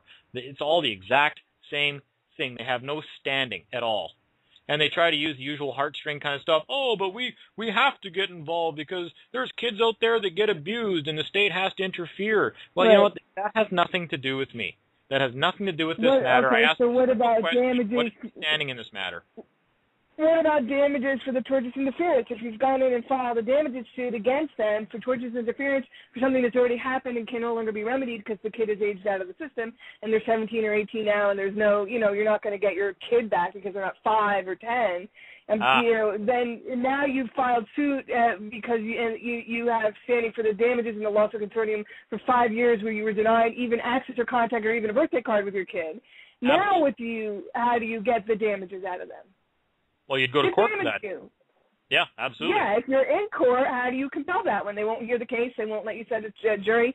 They deny you filing motions. They continue. And 2 years later, you're still not even allowed to select a jury. What would be, this is a question for the other guys that are on the call right now because I'm not familiar with the United States. What would be the highest authority court of equity in the United States? Supreme Court. Well, no, that's the same answer I get here in Canada. People say the state level. It's Superior Court. You file in Superior Court, and then the appellate court is the state Supreme Court. Okay, and is that a court of equity or is it a statutory court? Two different things. I don't know the answer to that question. Yeah, and is Peter still on the call here? Yeah, it's over my head. I don't worry about the court because I don't go in them. Yeah. Okay. Right. That's a good question. I will look into it though. Yeah, the court has to have the authority to hear the matter, and you cannot bring an equitable claim into a statutory court because some courts run strictly on statutes. They can't see an equitable claim. You got to make sure you're going to the right court, and that's why the United States system is. No, Superior Court at the state level is your court of equity. They do the Title IX causes of action claims, the equity Okay, ones. perfect. And so you've actually got in contact with the government. If you brought a claim into the Superior Court and they refused to hear it? Correct. And on what? Discovery, they obstruct discovery. They obstruct interrogatories. They won't hold a sanction. They continue the case. They forced my attorney to withdraw. There's all kinds of things that are going on. I filed last summer. I filed a tortious interference claim. It was reviewed administratively and passed on to the judicial to press, without prejudice. So the motion to dismiss the claim was denied by the other side, and I was allowed to proceed. Okay. So then I tried to get discovery interrogatories. They didn't answer. I tried to sanction them for not answering under the procedures, on and on and on. And the case just languishes because every time I file a motion to be heard and I'm on the calendar, the date comes, oh, I'm sorry, it's today to the day. We're going to hear it today. We're continuing. Did I hear you say that across the door? Did I hear you say that they forced your attorney to withdraw? Oh, yes. Mm-hmm. So you had an attorney? I did. I was pro se, and then get this. I was pro se, then I was forced to have an attorney, otherwise I wouldn't be heard. And then when I had the attorney, and we were, you laugh. And then when I had an attorney and we were preparing interrogatories and discovery and going through those motions, my attorney was forced to withdraw. They made it seem like you had to get an attorney in order to remove your standing. They had to make sure that that you have no voice, because the minute you hire an attorney, they can't hear you. They could hear you before. They couldn't as soon as you hired a licensed attorney to practice within the state. How do you question jurisdiction when you hire one of their own lawyers? Right. Then we had a hearing on standing because this issue came up. The opposing counsel said Patrice has no standing. And I had a hearing on that. And I presented my daughter's birth certificate, and the judge said I did have standing. Yep. And then my attorney had to then my attorney withdrew from the case. Yeah. So I did have standing. And that was already ruled on. I have standing for this case to proceed. Yeah. I have standing. That was ruled on. They all got together, conspired to figure out how to trick you into getting an attorney. And it also involves more than simply just producing the birth certificate. You have to actually produce some kind of a declaration, an oath, where you actually swear, if you don't like the word swear, affirm to your standing within the birth certificate. Like, who are you in relation to that document? Just producing it. Oh, no, I did. I've done that twice. Twice, and I filed multiple documents. Yeah, exactly. Yep. Oh, yeah, well, absolutely. And the judge ruled that I do have standing, so the opposing counsel's motion to dismiss me as having no standing she's been denied 3 times now trying to dismiss this case. She gets denied every time. I win every time, but I still can't press. I can't get discovery done. I can't get interrogatories. I can't get her sanctioned. I can't, get the procedural stuff done. I can't get the administrative stuff done. I can't even get a date in the calendar. Have they? So you actually had filed a statement of claim then? Oh, and they were filing. Pages. They were filing motions to dismiss, saying you don't have standing. Correct, and I overcame all of them. Motion to dismiss on 12b-6, motion to dismiss because I was psychologically incompetent, motion to dismiss because I don't have standing. I win them all. I overcome them all. He has not been dismissed yet. I continue to have standing, and I've not been dismissed. But I cannot press for whatever reason. So they finally had to get you to hire a lawyer to get your lawyer to withdraw the claim because you had them. No, he withdrew himself now. And so now I'm currently in a suspended animation state, and I'm 2,000 miles away, unable to really prosecute the case because I'm not there physically to go in and file the documents and stuff like that. I'm 2,000 miles away. Just a thought. I'm going to bounce this off both you guys, and I think one of the angles that I would approach this, and the only one at this point, would be along the lines of, that's fine. You want to dismiss, put your money where your mouth is. I'm going to need your bonds and your QSIP numbers. Because if you're bringing a claim against me, I need to know that, like Dean said earlier, that I'm protected for any harm against me. And the only way that can happen is if, this goes back to the maxims, commercial maxim number 9, which I will bring up and let you hear. This is some critical information as far as I'm concerned. Just trying to remember what I put it in the Bond Truth. A document I put up on Facebook, sent out an email. Maxim number 9 is, to me, the most critical. It was given, I was reminded of it yesterday, go figure, by an individual I helped knock CRA out of the park with about 2, maybe 3 years ago. Made them go away completely.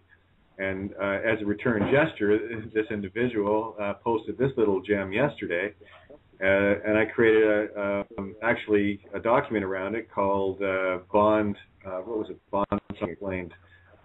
Anyway, here it is, number 9. Of the maxims. Sacrifice is the measure of credibility. So I'm going to bounce this off you guys and then go with it. Sacrifice is the measure of credibility. One who is not damaged, put at risk, or willing to swear an oath that he consents to claim against his commercial liability in the event that any of his statements or actions is groundless or unlawful, has no basis to assert claims or charges and forfeits all credibility and right to claim authority. Yep. And, I mean, my feeling is just deal these guys up the maxims, because every law book and every aspect of commercial law can be summed up in these 10 commercial maxims. No claim is free of liability. If there's no liability, there's no claim. Exactly, and that's why we have to bring them to the table and say, that's fine, you want to make that claim? I've got my bond, I know who I am, I'll put my money where my mouth is. Ante up, put it on the table. You're going to play poker with me? Put your money on the table. Back Isn't it interesting? to the bonds. Yep. Isn't it interesting that you'd mentioned that they actually motioned to dismiss because they claimed you had no standing? We should start listening to them sometimes when they're attacking us. Shouldn't that be maybe one of the first questions now when they're coming after you for something?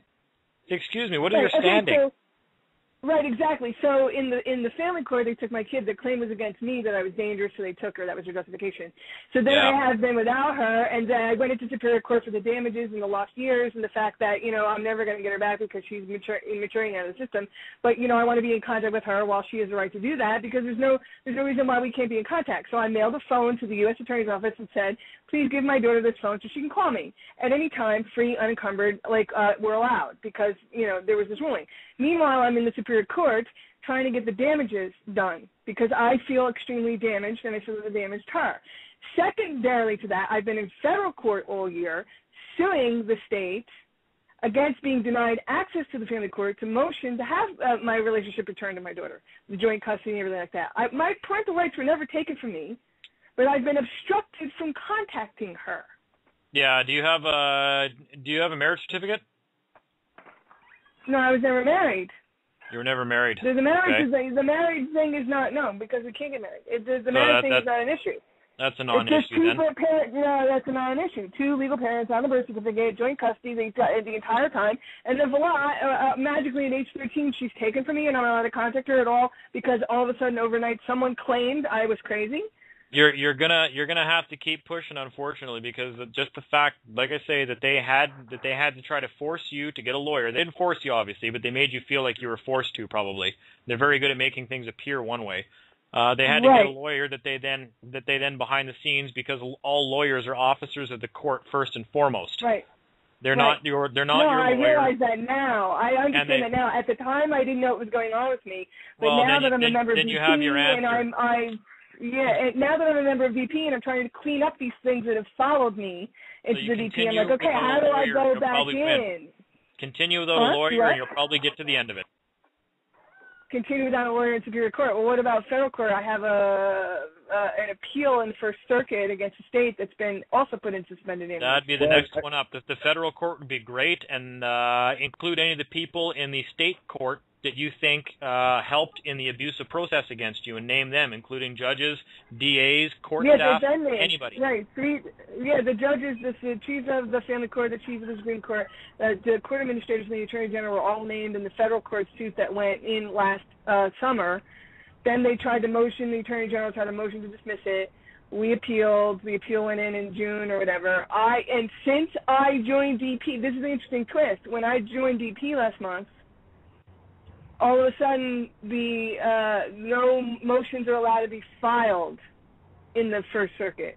My case sits in appeal right now in First Circuit for civil rights Title II claim against the state for denying me access all year. By denying me access, I was not allowed to motion the family court to see my daughter. They said I had to motion this to get increased custody or visitation or whatever to exercise my parental rights, but then I was denied ever allowing to file a motion to do so. Yep. All year. So then I sued the state for denying me abject access, complete denial of access. That's where the federal court came in. This might also be a matter where, and again, down the States, because you guys are a little bit different down there, you got different types of citizens. You might want to make sure that they're recognizing you as the proper type of citizen that actually has rights. Because it kind of sounds like they're actually ignoring your rights, probably because they can, because they're assuming that you're a 14th Amendment citizen that has no rights in the first place, so everything they're doing right now is liability-free anyways. There's that assumption. But I don't know what to do. I don't know what to do with it now because I've changed my status in the middle of it. Like all these things, the Superior Court suit for damages went in last summer, and the federal court suit against the state went in last summer. Well, when you correct your status, you always do it nunc-pro-tunc, right back to the beginning. I've always been this. I've never been anything else. And if you're claiming anything to the contrary, produce it, or you agree with me. And that's where that would come in handy, where you say, unless you can produce any claim. Proof or evidence that demonstrates that I've ever been anything other than this status of individual, then my claim stands. They default. That's where you use that kind of stuff. Okay, because I don't know how to bring that forward to the federal court and say, stop stalling my case. Stop blocking me from making progress on both the damages suit and the civil rights complaint in federal court. I have those two damages complaints because I really don't feel like monkeying around with the family court anymore because they're part of the problem. Yeah, they're the ones who did the damage. I'm suing them for damages now because I can't get back the years lost with my daughter. Yep, who's 16 now, and I've been damaged by it, and I feel like I want the damages to go forward. 14th Amendment citizens have no rights. You're a slave. Right. I'm not a 14th Amendment citizen anymore. Okay, Patrice. They haven't got the memo, Patrice. We can go on this all night, Patrice. So it's really let's just sort of settle. I know, but I just don't know how to. I think that other people are going to have similar confusions because once you join the DP, how does that then fix your problems? These are the questions people ask. Let's talk about that next then. Okay, guys, I'm going to come here for a sec. I'm going to be the peacekeeper. Lose the emotions because I feel them rising. What I need you guys to do is we got to get real technical and analytical on this and lose the emotion. Now, I've seen my kids once this year, okay, since February 11th. I get it, Patrice, I really do. So what I need people to do is just stay focused on the prize here. And yes, status has changed, but what Dean has said about nunc-pro-tunc, as if it never, back to the beginning, as if it never was, is exactly why every document I have sent has that on it for a very specific reason, and it's exactly the reason that Dean is saying. Now, I want to go back to what you were saying about the first court. All you have to do is win in one.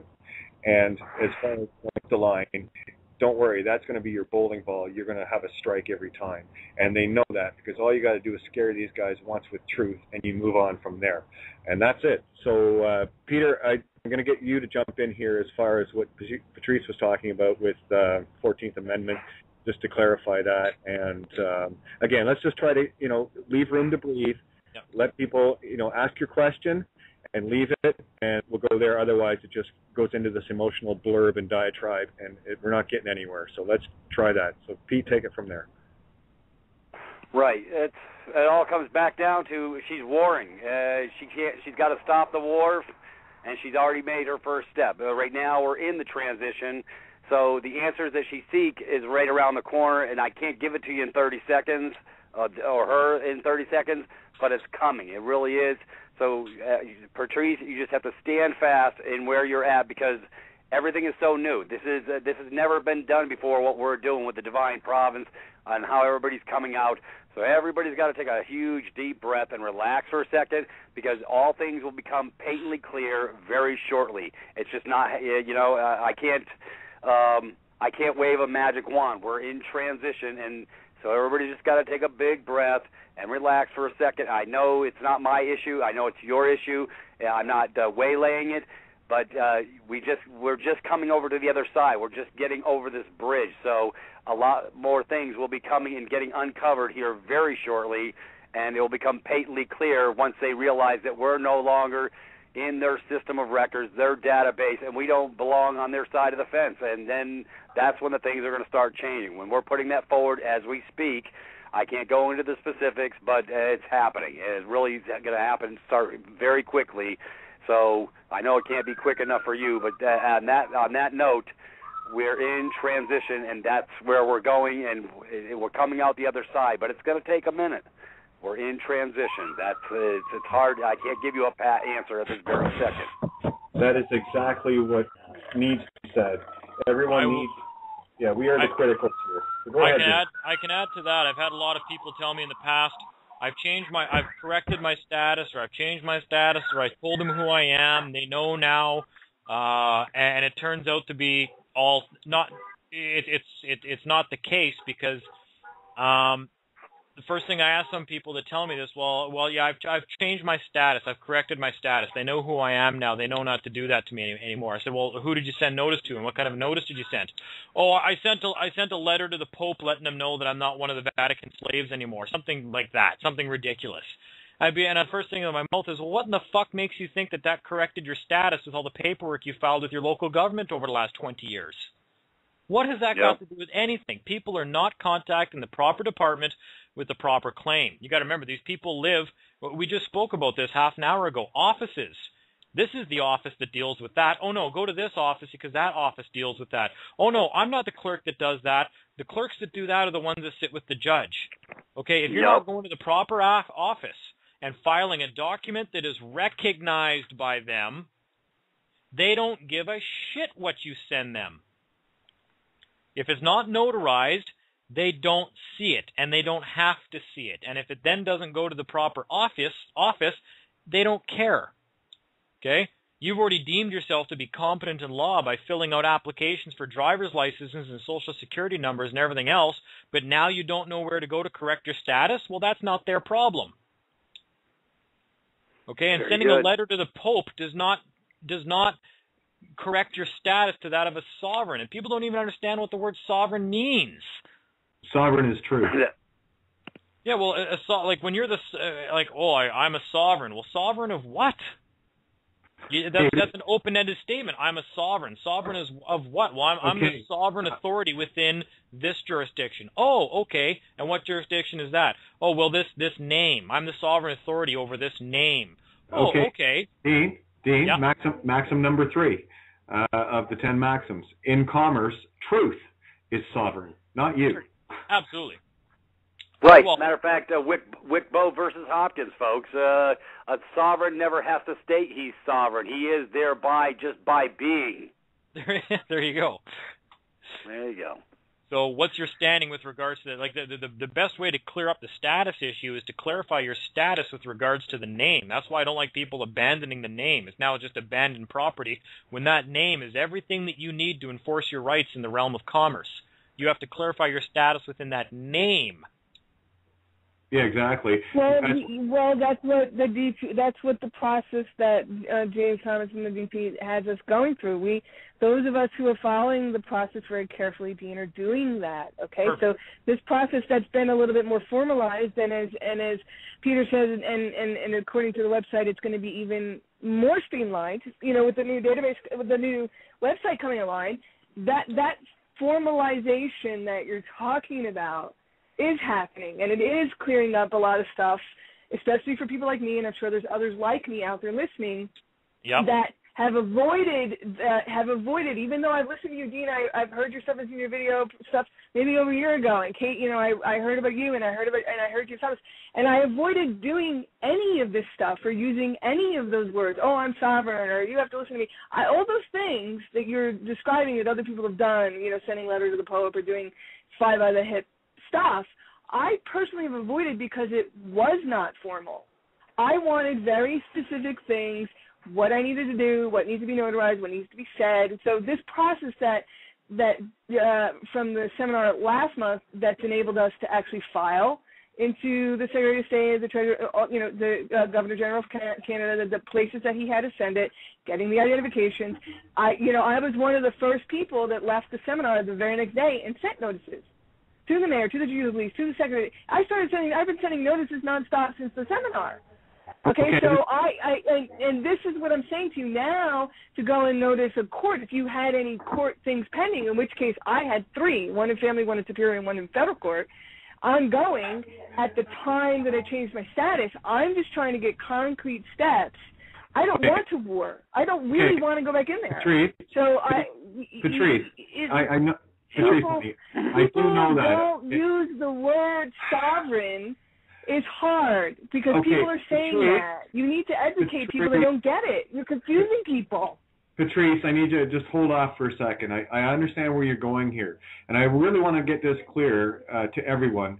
And you said the magic word. The magic word is now. We have all been on an extreme learning curve here, okay? Everyone, has been trapped for a lifetime, and all of a sudden they realize they're getting screwed, and of course they want to get out.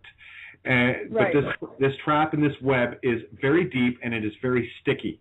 And what we're doing, what Dean has done, what I have done, what all of us have done, whatever worked and what didn't work, none of it was wrong because this is all about a learning curve. This is about us awakening. It's like when I wrote up the Denique Ultimatum to send to Rome and all these places. It was an expose for people to see that it was about unveiling. And all of these layers had to be peeled off. Whether they were right or wrong at the time is irrelevant. The layers got peeled. So what we're dealing with is the now, and we're dealing a different game now, and we are all much wiser, having been through the bumps and the grinds, and some of us more so than others. But the point of the matter is, this is about all of us coming together, finally coalescing, go figure in Libra, the gathering of groups, where all this truth is finally coalescing, where we're getting it simple for people, and so many layers of the system have been peeled off where you think back a year ago, what we knew then to what we know now, you can't even compare it. So what Peter was saying about divine providence and things getting more streamlined, and yes, absolutely, but people, we got to breathe. We've got to absorb, as you used the other night, Patrice, we have to marinate in the truth a little bit until it epitomizes, until we get it. And that's why I love the fact I have Dean and you and Peter on the phone here with Tony. Are you still there, Tony? He might have his mic mute. but you know what I'm saying? He doesn't want to speak. No, Tony's got my back on the helm if I get dropped off. I'm surprised I'm allowed to talk this much right now. But, guys, carry on. We got a little over half an hour left. But Patrice, what I'm going to ask you, hon, is leave the emotion out of it. Be very specific because you're just saying the same thing over and over and over again. We get it, and it is emotional. It does hurt. We've all been hurt. We've all been damaged.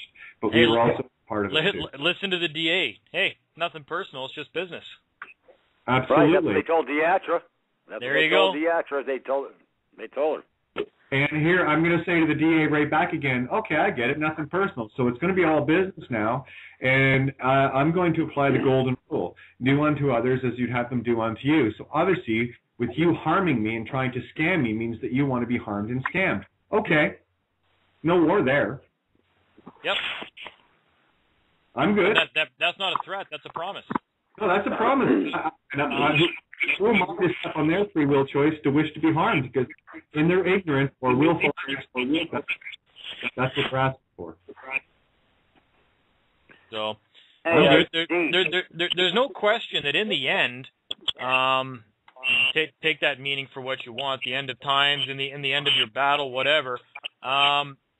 They in the end they may end up just literally completely breaking the law altogether and not recognizing our rights whatsoever. We might just be subject to outright tyranny. That doesn't mean anything we're doing is wrong. It may mean that they might actually, in the end, just decide to ignore us and start shooting people. Who knows? Right. All things for a reason. But we got to fight. So, and you're exactly. much better off fighting well armed in the mind first, and at least exposing the fact that at least I've exposed the fact that we're living under a complete fascist tyranny. Okay, thank you. Now I know.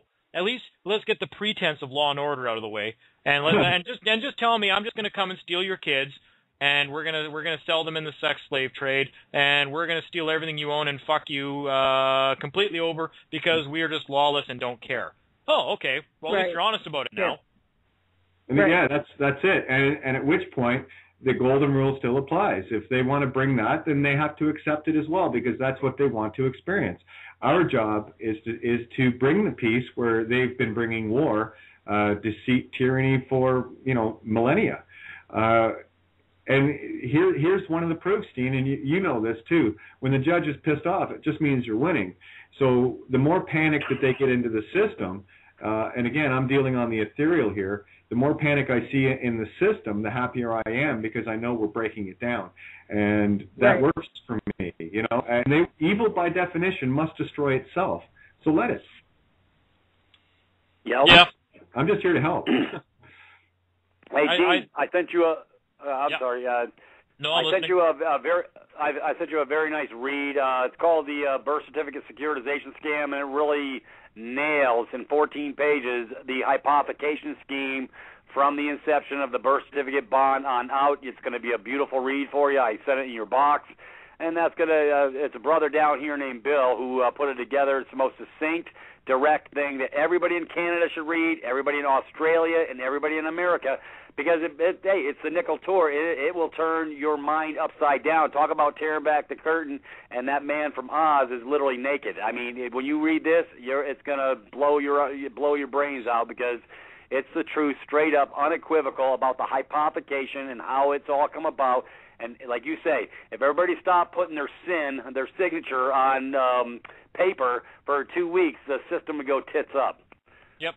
Probably even one day. If everybody on this planet stopped doing it for one day, that'd be the end of the whole IMF just to begin with. But I think a real good reason for my reason for telling people they really need to get familiar with the idea of jurisdiction and commerce versus the common law, or the law of the land, because they are two completely opposing systems, one on top of another. Once you start to realize that we're dealing in commerce when we deal with these people, and we've done it to ourselves, then you can refer to the commercial maxim that equity is king in commerce. Equity is everything. So, and this is where we get into standing, which I was talking about standing earlier. If you have no equitable claim, you have no standing. And that's why a lot of times when we're trying to enforce our rights in commerce, we have none because we haven't claimed our equity. We have no equitable standing. It's like walking into a boardroom for a corporation and starting to yell and scream at people to do certain things, and they're like, "Excuse me, are you a shareholder of this company?" Because if you don't own any shares in the company, you got absolutely no business with that company whatsoever. You have no standing. When it comes to the name, if we own 100% of the equity in the name and we claim it properly in a way that they recognize. Exactly. And would that would not make you the only authority within that name? Absolutely. That's correct. here's a little quandary, Dean, and I have it on video evidence. I had sent an email, first one since before my 28 days solitary. So now the new chief of Guelph, since the other one got his ass handed to him because he wouldn't leave me alone. He retired, quote unquote, 2 weeks into my solitary stint. So I can only imagine what kind of conversation went on in the back room with him. They kept poking at the bear here, and the bear kept motivating me to find more. So they brought it upon themselves. But here's a little quandary for you. Video, I've reposted it as video evidence of using the bond to settle the account. And merchant of law, I guess the judge, my equal, that was standing up and bowed to me, obviously thought I was greater than equal. I put my bond in there. Merchant of law is supposed to know that he's just supposed to endorse it. The trouble is, no tickets involved either. So, there's the blatant attempt at pure tickets ever given. It was just There goes Kate. Okay, I'll comment on that immediately, and I'm going to say, and again with the good debtor showing up to settle the accounts, if I'm a representative of the name, doesn't matter what capacity I'm acting in. If I'm representing the equitable owner of the name, who is the beneficiary, it doesn't matter who I'm representing. If I'm representing the name, I have a fiduciary responsibility to qualify any debts, any claims being made against the name. So when I show up, that's why I'm not just going to say, oh, good, give me your paperwork and I'll discharge everything right now, because I'm actually breaching my fiduciary duty to make sure that these debts are real. Otherwise, that's a breach of trust, and that's why I highly recommend qualifying the debts. Yeah, I'm a representative for the name. Don't ever say agent. I'm the representative. I'm here to qualify the debts to make sure that these debts are real before anything gets paid, before anything gets settled. Who's the injured party? What's their standing? And where did this debt arise from? What obligation? They can't answer any of that stuff. Sorry. I'm not paying any debt that I can't qualify. Yeah, they won't answer it because it's all been trickery. It's all been bait and switch, Dean. When the fiction came in and answered up to the charge or whatever, and they got a game going, Yep. Just make sure that whatever capacity you claim to be acting in, you don't switch around all the time and start confusing the shit out of people, like the people that walk into court and say, I'm the trustee and beneficiary in fact. Well, which one is it? That guy went straight for a psych evaluation, and so he should, because that's being double-minded. Which one are you? Right. Yep. Right. Correct. If that doesn't prove that this shit is real, then nothing like this. Oh my God, the experiences we had. If we weren't dead on before, we were very close. Right. Yep. Because we would not be getting the results we have over the last. I mean, I wouldn't have customs officials fucking grinning at me because I know the birth certificate's a bond. Yeah. I was gonna write the bond order right on to say that it's covering my truck while I'm traveling, and he smiles at me and walks away. Like they know this shit, but they're not. They have no duty to tell you any of it. In fact, they can't. But they're Why? Why do you say they can't? Why do you say they can't? Because they're not honest and they're operating for the corporation. Well, that's number one. If you don't know your rights, it's nobody's obligation or duty to tell you what your rights are. Most of these people have signed a non-disclosure agreement, or they've sworn oaths when they took their job that they cannot give you advice, they cannot tell you what's going on, they cannot disclose anything to you. It's for you to figure out. Right. Okay. Oh yeah, and they're real good about playing close to the vest. Go ask a clerk of the court some questions. They won't tell you crap. Yeah. Right. Except when you start doing things right, then they're full of all sorts of advice. Yeah. They'll do that. When I start doing things right, sometimes they'll be like, "Oh well, you got to do this and this and this. You can't do this. You have to do this way instead." I said, "Well, aren't you giving me advice? You just finished telling me you can't give me." Yeah, you they'll just start told me making you can't legal give me legal determinations. advice, and you just gave me legal advice. Well, so which one is it? Yep. Yeah, they're going to make legal determinations for your documents, that type of stuff. You got to love it when they step in on that. Yeah, as soon as you start doing things right. Oh, you can't file this. Yeah, they decide, oh, you can't file it. Why? I asked you to stamp it. Your job is to stamp it in that little machine, period. All right. Well, and that's your standing, right? When they say you can't file this, people have to realize that there's one of two things always going on in every situation. This is the logic and deductive reasoning skills they don't want people to have, okay? Yep. So if somebody says a statement like, you can't file this, one of two questions would pop into my mind. Okay, now either they are willfully violating my rights to be able to file any document I want, Exactly. or they've assumed that I'm somebody that has no right to file documents. Right. I'm Which of one some is it? limited capacity. So which one is it more likely? They've assumed I'm something that has no right to file documents, or they're just blatantly violating my rights. And I'm going to guarantee you that they have just made a presumption as to your status or identity that's incorrect, that has no rights to file documents. Right. So stop taking things personally.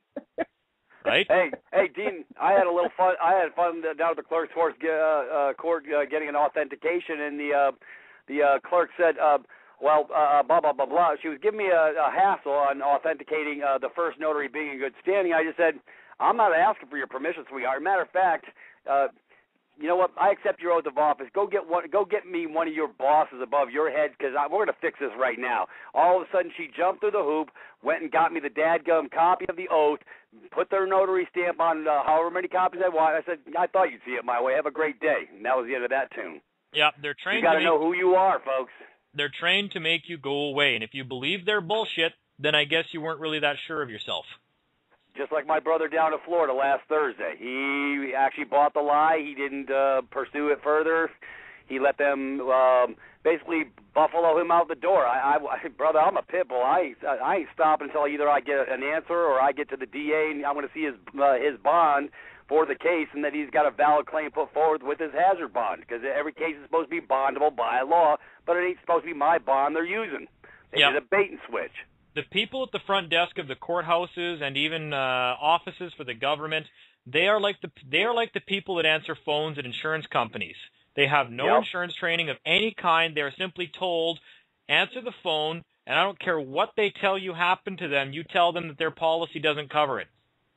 Yeah, right. That's actually what happens. And so they know that 90% of the people are never going to follow up after, oh, well, they told me my policy doesn't cover that. Well, you spoke to an idiot that's told to tell that to everybody. Yep. Peter, did you really have a success getting a copy of that bond that proved the DA's risk assessment bond, or whatever it is you're calling it? Did you get a copy of that? Did you? Do I have a copy of what? Well, when you say you want the proof that he has risk bond or whatever it is, that, you know, in case you get harmed, have you been successful in actually getting a copy of that or proof that that exists? That's all you got to do is go down to risk management, find out for yourself. If you got a DA in the mix in your case, and you need to go down to the court and go to the risk management office, it's a public document. It's supposed to be attached to the dadgum oath of office. Yeah. Now, I'm asking you the question: have you been successful in getting proof of that document? No, see, that's not a question for me, Patrice. That's you know what? I didn't have to go to the court and get a bond for the DA. I already know they're flying without a net. So, what's your point? Okay, guys, can I jump in here for a sec? We're already looking into the risk management and getting all the contacts, and we'll get out and take care of that one. I just wanted to let everyone know I've got a caller here. I just want to get them. We've got like 19 minutes left here, so I just want to see if they have something they want to jump in here with. Ari? I want to add something to that, to the risk management stuff we were just talking about here a second ago with going to find that bond. I usually, myself personally, instead of trying to find their bonding, I always try to use stuff like this. I just agree with everything that's going on. So if I get a Crown to admit in court that I've been given full disclosure, well, Mr. Clifford, the Crown said they gave you full disclosure. Oh, okay, thank you. Well, I didn't find their bond in the full disclosure. So since they say they gave me full disclosure and there's no bond in there, I have to assume they have no bond, which means they've assumed full personal liability for the claim they brought before this court, which means I'm now going to need a full financial statement of his personal assets to cover any damages that he may have caused. Perfect. Excellent. I love it. Just roll with it. Don't say, no, I want to see the bond. I want to see the bond. Right. Oh, okay, he doesn't have a bond then because it wasn't in disclosure. Great. So he's personally liable. I need a full financial statement of all his assets now to make sure that I can go out, so I know what to go after when I've been injured. Exactly. Excellent, Dean. That's good. 1 second. I'm just going to let area code 609-516. Yeah, I'm okay with them not having a bond. Jump in now. Roll with this stuff and get creative. Yes, got to use your mind a little bit, folks. Got to open up the pathways to the neurons. It's fun. And then if they suddenly come back and say, oh, wait, no, I do have a bond. Oh, it wasn't in the full disclosure, so you lied. There you go. You got him either way. You lied. Damned if you do, damned if you don't. Yeah. Can you guys hear me okay? All right. Yeah. Just really quickly, area code 609-516. Your mic is hot. If you have a question, jump in now. Make it short and sweet. We got 18 minutes. Yeah. So if you can kind of on the fly come up with this kind of stuff, and they know that you know your shit. It'll be the last time you ever hear from them. Yep. They'll want to make the case disappear. Yep. So. With the filing of documents comment that was made earlier about, well, they refuse to file documents for me. I mean, I've run into that problem too, and that actually is the case. Who are you when it comes to filing documents? Because this summer, and this is a story I don't want to get into the particulars of it right now, because this is a pretty big thing that I'm working off of to move on to some bigger and better things. But out in Alberta. I had the same thing with the clerks out there helping my brother this summer, where they tried to tell me that I couldn't file documents into the court. I couldn't do this. I couldn't do that. I had to go before a judge. The judge had to make a determination if I could put those documents in the court file, blah, blah, blah, blah, blah, blah, blah, blah, blah. And they just went into it for a little while. Then I finally just said, look, you know what, I'm just going to, and then they said, look, we're busy. We got things to do, so go sit down and we'll get to you when we have time. So I said, okay, I tell you what, I'm just going to leave this declaration up here so you guys know who I am. So you read it when you get a chance, and you come back to me and you let me know when you guys are not busy. So they took the paper, and about 4.5 minutes later, after a couple of phone calls and some running around behind the desk, the lady comes back up and she's like, Mr. Clifford? I go back up, yep. Okay, so what is it you wanted to file into the court file today, into the court record? Well, the document was a notarized declaration of my status. It let them know exactly who I was. Well, now they stamped everything I told them to, and they gave me the originals back, and they put things in the court file, and they were doing everything that they told me I needed to go before a judge to get his permission to do. Yeah, well, the clerk's all the money part, right? Your standing is everything. Who are you to put you? If you are a subordinate officer of the Crown, you do have to go to a superior officer before you file anything in the courts. You need the permission of the judge, who is an officer of the court, because you're a subordinate officer of the Crown. As soon as you let them know who you are, no, dude, I'm not an officer of the Crown. This is who I am. This is who my brother appointed me to be within this name. I am the highest authority within this name. I hold the highest office. Your judges have to ask me for permission to do anything. In fact, I am the judge. And I did tell them that. I said I am the judge. I don't need to go before one of your judges. Well, it turns out I was right, because everything got filed, and then the court file, the entire thing, transcripts included, all disappeared 2 days later. Your standing is the most important thing. Everyone is a man or a woman. After that, what is your standing? What office do you hold, and what's your title? What's your standing? What is your equitable standing? If you own no equity in a corporation, then you have no business with that corporation. If you own 100% of the equity within a corporation, then you are the only authority within that corporation. Agreed. That's how the scales of justice work. Exactly, and it's all about the standing and knowing who you are. So, I don't think I can get more precise with what I just said, to be honest with you, without actually starting to break it down. But that's it. If we're dealing in commerce, equity is king, period. And we're dealing in commerce, trust me. There is no common law courts. That's right. I'm okay about the money, I'm okay with everything being a commercial injury. Show me the money. Yeah, show me the money is right, and that's exactly what it's all about. It's all about the money, the bond, and you gotta figure out who you are. We got about 14 minutes left. I guess the caller that was there isn't there now, so no worries. Can you hear me okay? Yeah, loud and clear, Kate. Wow, that's the first. Anyway, yeah, again, I was gonna ask you, Dean, about the fact that the birth certificate was given in to the Crown to hold that day on the video. And again, that's 2 years ago, guys. I knew shit back then, and I still built up enough paperwork that scared them to bring that guy in. But we're a lot further down the road here. We've all made beautiful leaps and bounds, and some of us got chopped at the knees, and all for good reason. We were saying about the clerk there, Dean. I said you can't. When they say you can't file that, the only thing I would say is I know you can. It's your job. Yeah.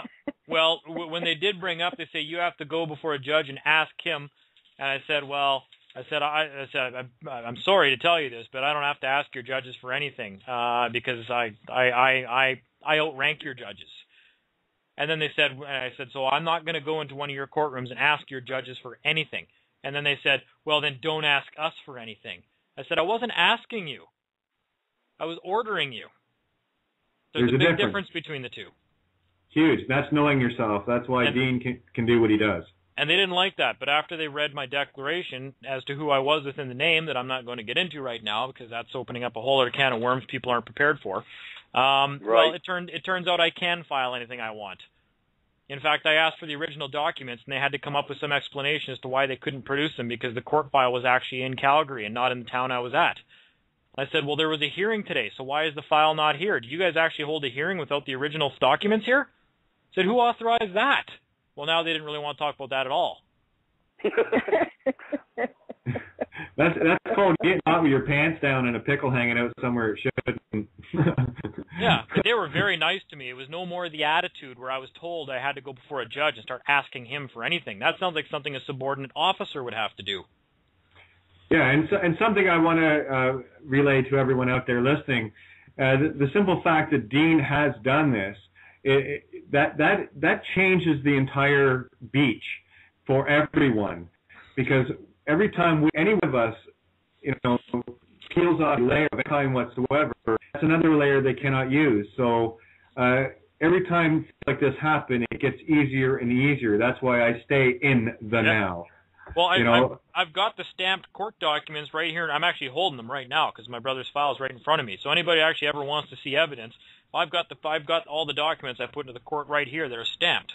If anybody actually wants to see this shit that I was down there for, and that file is now gone, and that was 5 criminal charges, one of which was assaulting a peace officer. It's just gone. Like that. Well, hey, Dean, feel free to, if you want, you can scan them, email them to me, and I'll put them up on my blog for you. Yeah. After I black out the relevant information, I guess. But sure.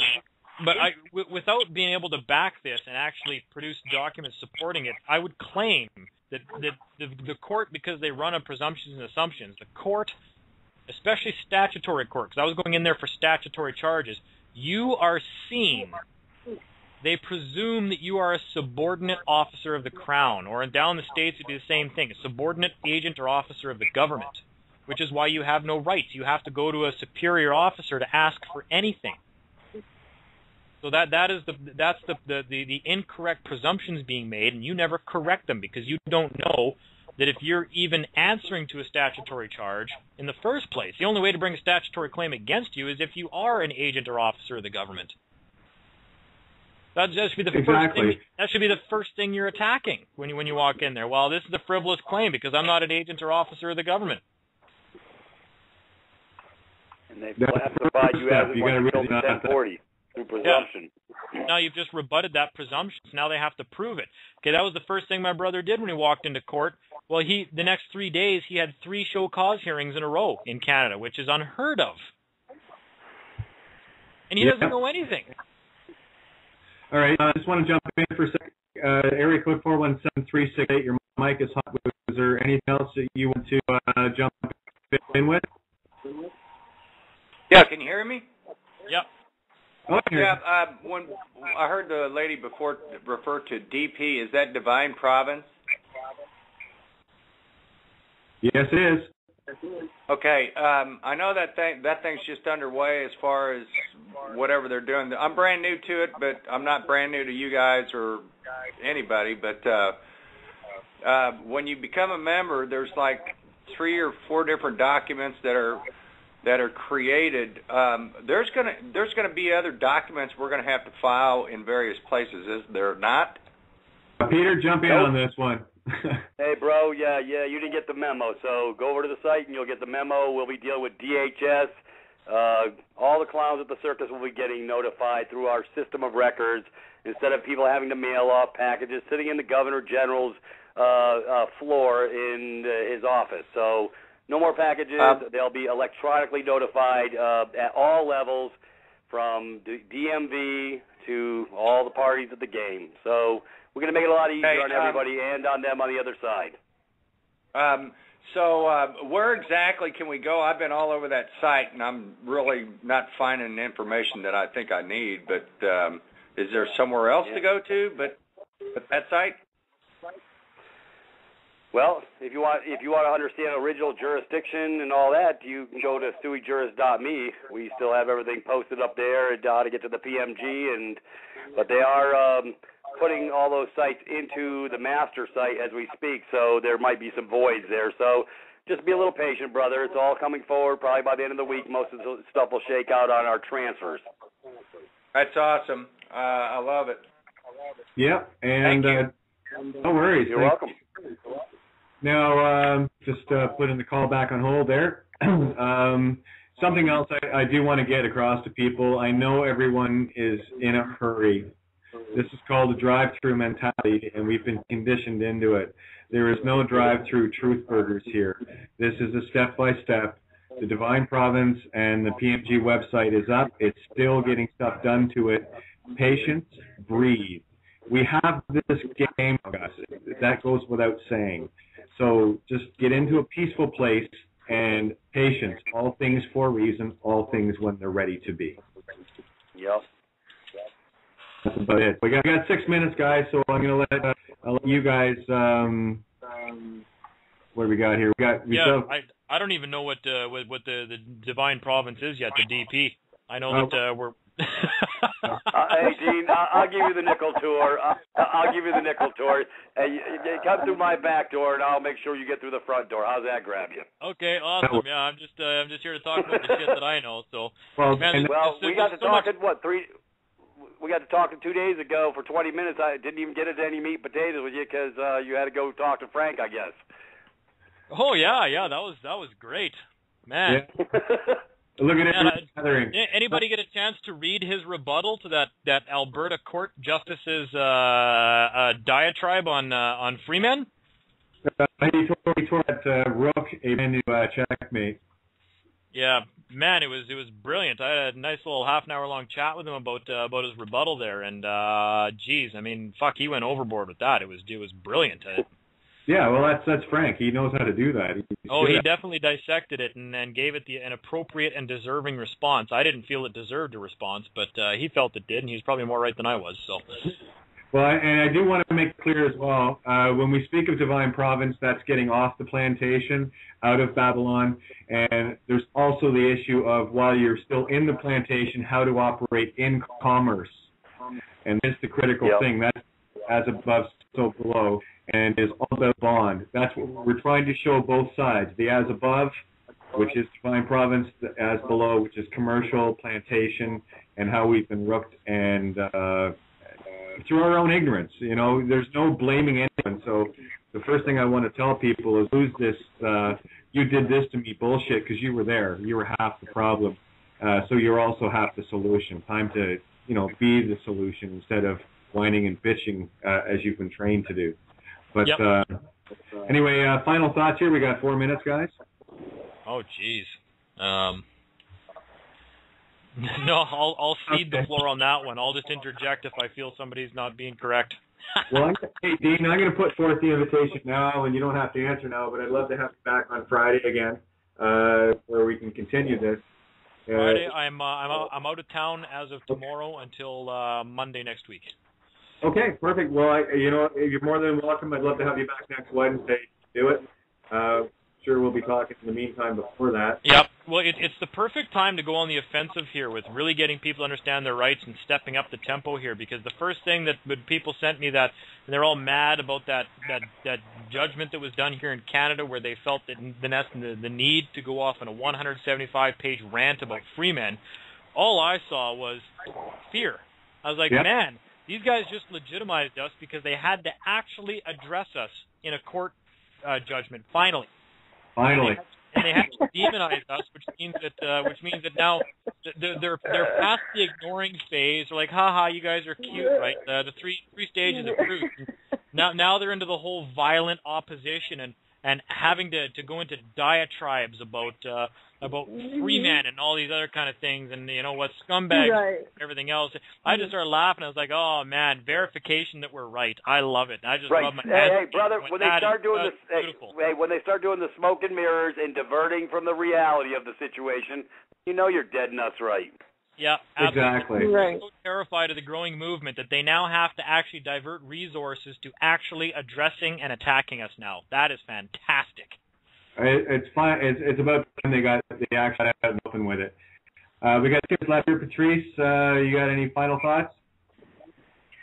No, it's just a difficult balancing act, and if I feel it, I'm guessing other people do too. I'm your Cancer, so I'm coming from the feeling center. So if you feel emotion from me, yes, you're right. There's emotion flowing from me. So the anger at being duped is a pretty powerful one. Okay, the outrage at being abused is a pretty powerful one.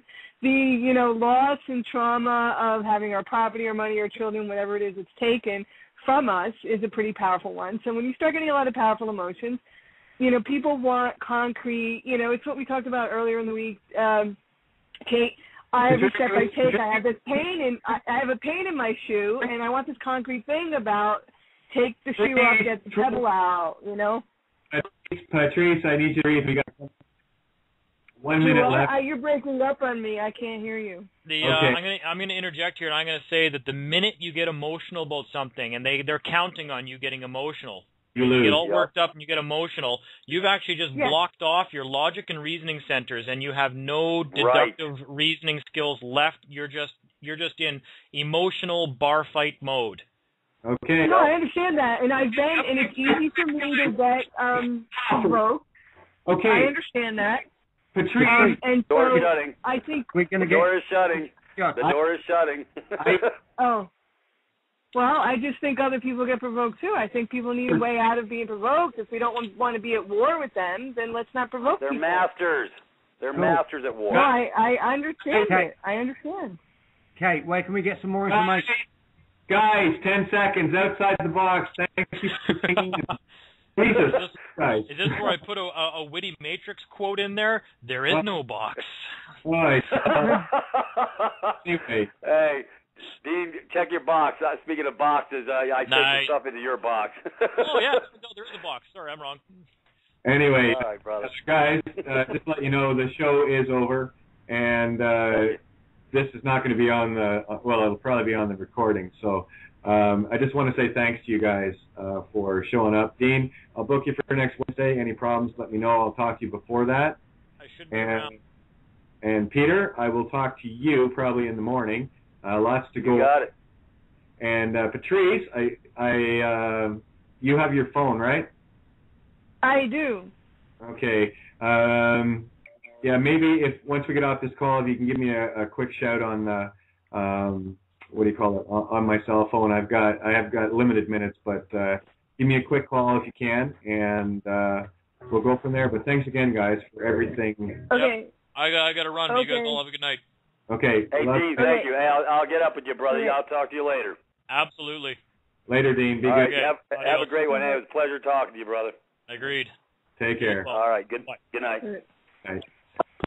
All right, so I'll end the call here, and you guys, thanks again, and please, I'll just have to go tinkle, and then you can give me a call. Give me about 5 minutes, okay?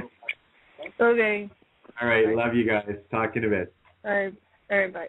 The clown at the circus is called the DA. He who brings the charge pays the bill was supposed to have brought his hazard bond to bond the case. They can't do a double jeopardy and trick you into using your bond, and then that's what they're doing, though, is it's literally concealment, and it's a bait and switch, and when you walk in and stand in the bow and answer up to the fiction name, they got them a game, and they complete the cycle by appointing you some public pretender scumbag, some mouthpiece, who thinks he's operating as your representer, and that's when they finish the cycle and move that case forward. So, did you hear my call that I did with Deatra and how I got her to get them to? They threw the case out. They didn't want to talk to her after she went in trying to settle the account like I told her.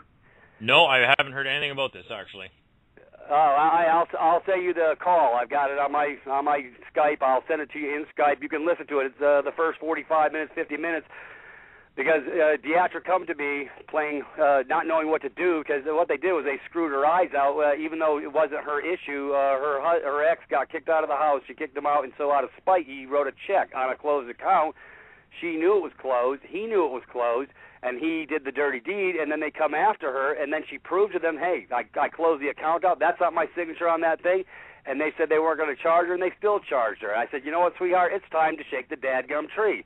So I stepped her in. I gave her a little class on bonds. I said, you need to make a copy of this, this, and this. Bring your birth certificate bond, and you want to be asking for the custom number, and then you tell them you're ready to settle the account. That's going in harmony. You're going in peace when you go to settle the account as a live man, but you can't wait to get in front of the judge to do it. You got to do it before the day of infamy. Otherwise, it doesn't work real good because the judge is going to steamroll your ass, or they'll have the cop taser you, and you ain't going to get nothing out of your lips when you start saying the word bond off your lips. So what I told her is, don't wait till you go before the judge. You can go settle this way before then. And she followed my directive, and all of a sudden the public pretender got so he was like a little cockroach running back to his master, his DA, and the DA tells him, he runs, I mean, we're talking running, physically running, and because she brought the light, she shined the light on the shit pool, and she caught him with her hands in the damn cookie jar, and they said, that DA told the public pretender, tell her she don't never have to come back. This case doesn't exist. Ain't that special? That's normal. Just from a 25-minute phone call with me, because I couldn't put her in the deep end. I didn't even really want to go do it, but I said, if you got a spine, you can stand in there like a pit bull. You're not leaving until you settle the account, sweetheart. She got what I was saying, and she went in. She wouldn't sign none of their crap. She told them, take these documents back to the DA. She's there to settle the freaking account. Well, the DA got so excited because she knew, and matter of fact, this is the funny part. The public pretender, because I know he didn't know crap, wants her to teach him about bonds because he knows nothing about bonds. And he also said to her, by the way, it was nothing personal. It's just business. It's all about the bonds, folks. That's all it is. Yep. And so I put forth, I'll send you my attachment, Dean, that I put forward with all the bonds, the GPO.gov website with all the special bonds, and you can have. I love having. I just want to go have some fun because I want to go settle the account. But the real key issue is here is the dadgum. It's the DA who brings the charges. Like I say, they did bait and switch when you stepped in, and they're not supposed to do that. So he's committed a fraud upon the court because the state's supposed to have their bond up via that non-compliant DA, and he's supposed to be putting his bond up for you into that court, or gave you a ticket or whatever. They drafted you for performance by you putting your unencumbered signature without any reservation of right, and even when you put reservation of right, they still ignore it anyways, and they still draft you for performance. But in order to get any court case in play, folks, they have to have a bond. What they're not telling you, though, is that the DA, who brings the charge, is supposed to pay the bill, but they're also supposed to put up their own hazard bond, but instead they trick you up to answering for the fiction and signing a document, and thereby binding you to complete the process to create the bonding process to get started. So what they did was a bait and switch. You were not supposed to know about the bait and switch. You're not supposed to know that you are using your bond. You're not even supposed to know you have a bond. Everybody's got a bond. It starts with the birth certificate. That's the Gordian knot that we're trying to cut, and we are cutting in the Divine Province. So anyways, folks, the whole point being is when I tell people to go settle the account, it's to go take the paperwork. I told them not to fill it out, but that's basically, those are your aces. Those are your cards. It's a poker game. You're not supposed to know about the Standard Form 24, 25, 25A, the Standard Form 28, the Standard Form 273, 74, 75, the Miller Reinsurance bonds, and the surety bonds, and all. Folks, don't worry, you don't have to catch it. It's all in print. I've got it all attached. We can make that available to anybody. This is a poker game. What you didn't realize is they're cashing in your chips.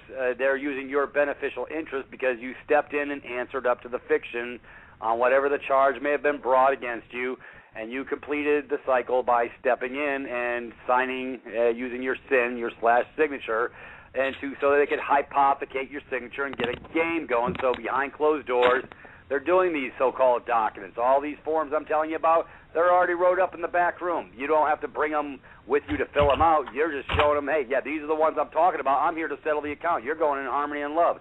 It is your job. It is your responsibility to settle the account. A good debtor settles his account. So you're just going in, like I say, there's no controversy created when you go to settle the account. However, they get real excited because, they don't like getting caught with their hands in the cookie jar. So they run and scamper, and they'll do denial. There will be concealers. You bypass the schmucks at the front desk, and you tell them you want to talk to the DA. And, hey, you just tell them you're there to settle the account. That's the whole reason you bring your birth certificate box. That's the whole reason you ask for the CUSIP number. Folks, this is not rocket science. You're just asking for documents so you can close the account. You don't fill them out. They're already filled out on your behalf. That's the best part. You don't have to fill out a thing. You're there to settle the account. That's your job, and it's a card game. And if you don't stand fast like Sister Deatra did, and you, like a brother down in Florida, he went in and he let the concealers win the game because he didn't know how to stand fast and who he was. He basically, the clerks of the court told him, we don't know nothing about those bonds, and we just know about the recognizance. And you know what? They're probably right because everything is concealed, folks. This is all compartmentalized. Even Deatra's a public pretender. He didn't even have a clue about the bonds. He wants her to come and teach her about the bonds. Folks, it's the upper echelon that knows the game. It's the lower echelon that gets kept in the dark so they can have plausible deniability. So you got to love how this game works. Anyways, with that, that's a good open door right there. Yeah, I just wanted to mention we got Dean on the line now. He is in the room, and just wanted to let you know, Dean. So.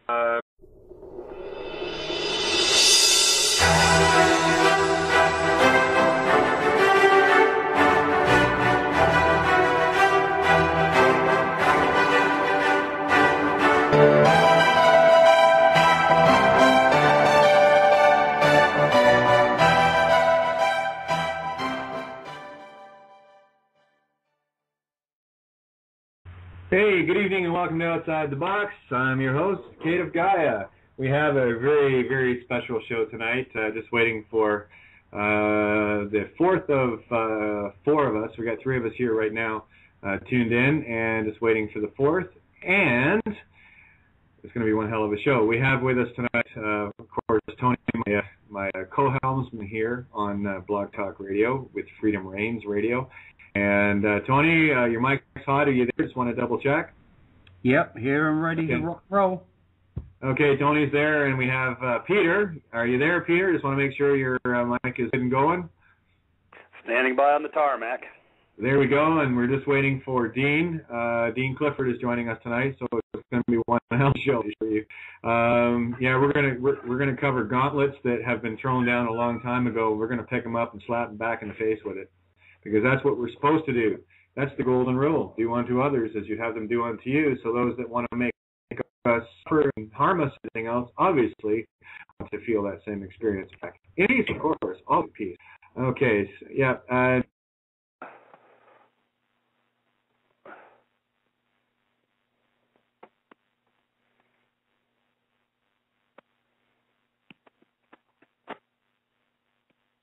Okay, that didn't take long. Hey, I'm still here. Good as gold. We've had some trouble today with Kate's line. We've been on a couple of shows today. Kate has been absolutely chopped up over the signal. So I'm just, based on previous, going with the silence and presuming Kate's not there. So that if you're there, Kate, just speak up. Peter's here. Okay. Yes, we lost our board. Yep, absolutely. I think what we're just going to have to try and do is keep the show rolling while Kate's not here. Again, we've had this today several times. Even though the sound started off great when Kate came on, pretty soon after, bang. It's just things. Yeah, I'm back, Tony. And anytime you hear me drop off, jump in and take the helm, please. Because you know what they're like with me. They love to interrupt. I've got beautiful internet here. Beautiful feed, everything. I never have a problem with my Skype unless I'm on the air. So that should tell people something that what I have to say I don't want you to hear. And I promise I'll fight to nail to get that across. So continue on for a sec, Tony.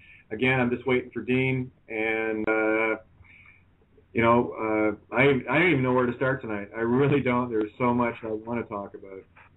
But we're going to talk about bonds, right, Peter? I love bonds. James Bond, yeah, James Bond. He's a good guy, man. He's got bonds. Yes, he does. I do want to bring up one very important point, and I've brought this up before on shows, and I really need people to get this because everyone is still in the physical realm of the meat sticks. Okay, the meat stick you're walking around in is not yours. It does not belong to you. You want to say hi to the good people here? Let's get everybody into the fray. Dean, yep. How are you? Not too bad. How's it going? Good. Great to have you. I'm just listening away here. Fun stuff, eh? So, yeah, well, really, they're used to hearing me and Tony all the time. I'm just looking forward to listening to you and Peter because I know both of you guys have such a level of knowingness within the system and how it actually works. And this is what people need to know. And there is a little post that I do want to read from, I just got to find it here, from my Facebook, and it was a link that was given to me today by Lucas, just like literally within the last hour. I had to find it, and where are we? I'll just go down. Now, this is an eye-opener for anybody that doesn't believe. Now, check this out. This is what Lucas, thank you, Lucas, for sending this in, another two-spirit kindred of mine. And anyway, here's what he wrote. I saw this. What are they referring to here? And I'll continue so you'll get this. Now, here's the quote. To ensure that you have the prices for the correct date, use prices in the newspaper on the day after the date of death. If death...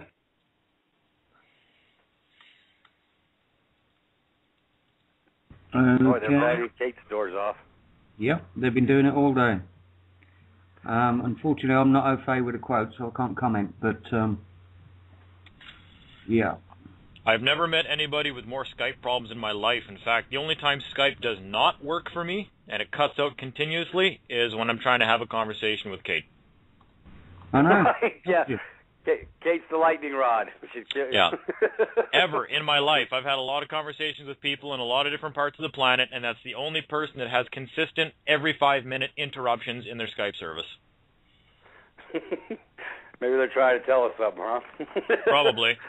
Well, I'll comment on that plausible deniability comment that was made there a few minutes ago, and I'd have to say that they're actually dependent on the fact that they keep these people ignorant, so they got the plausible deniability, because could any of these people in good conscience do what they're doing if they knew what was actually going on?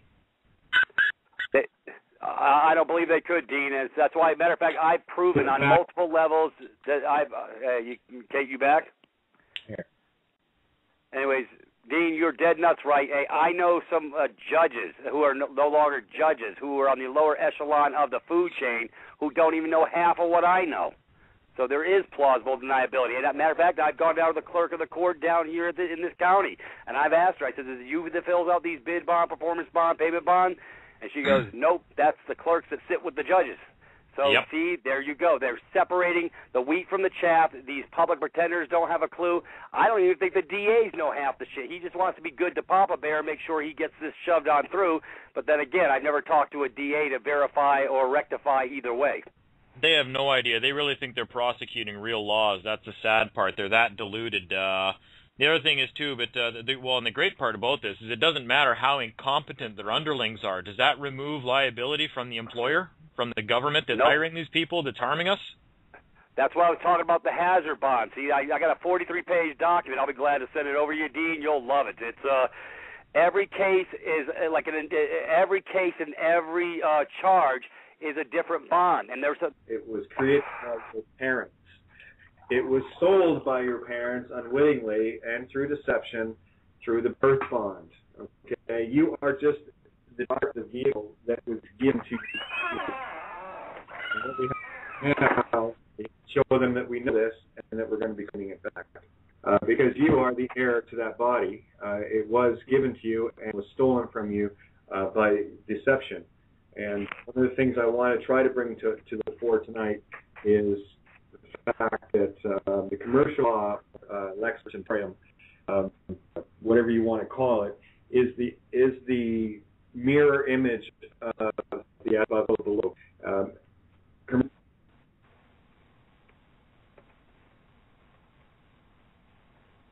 Lost him again. Yeah. You there, Kate? There we go. Yeah, I'm here. Yeah, okay. I'm here. Carry on. Go ahead. I was merely going to reiterate what you were about to say because you dropped off. No, what are the odds? Again, the commercial laws that we know as lex mercentorium, you are all merchants of law, which in translation to the as above means that you are God. Okay? That is a physical manifestation here on the commercial earth. Merchant of law equals God. And that's what they don't want you to know. And if you will not act as a God, which is why they keep you in fear, thinking that you need to be, they will handle you as a child of the state. And quite rightly so, until you wake up and figure it out. This is about removing the ignorance, no step by step.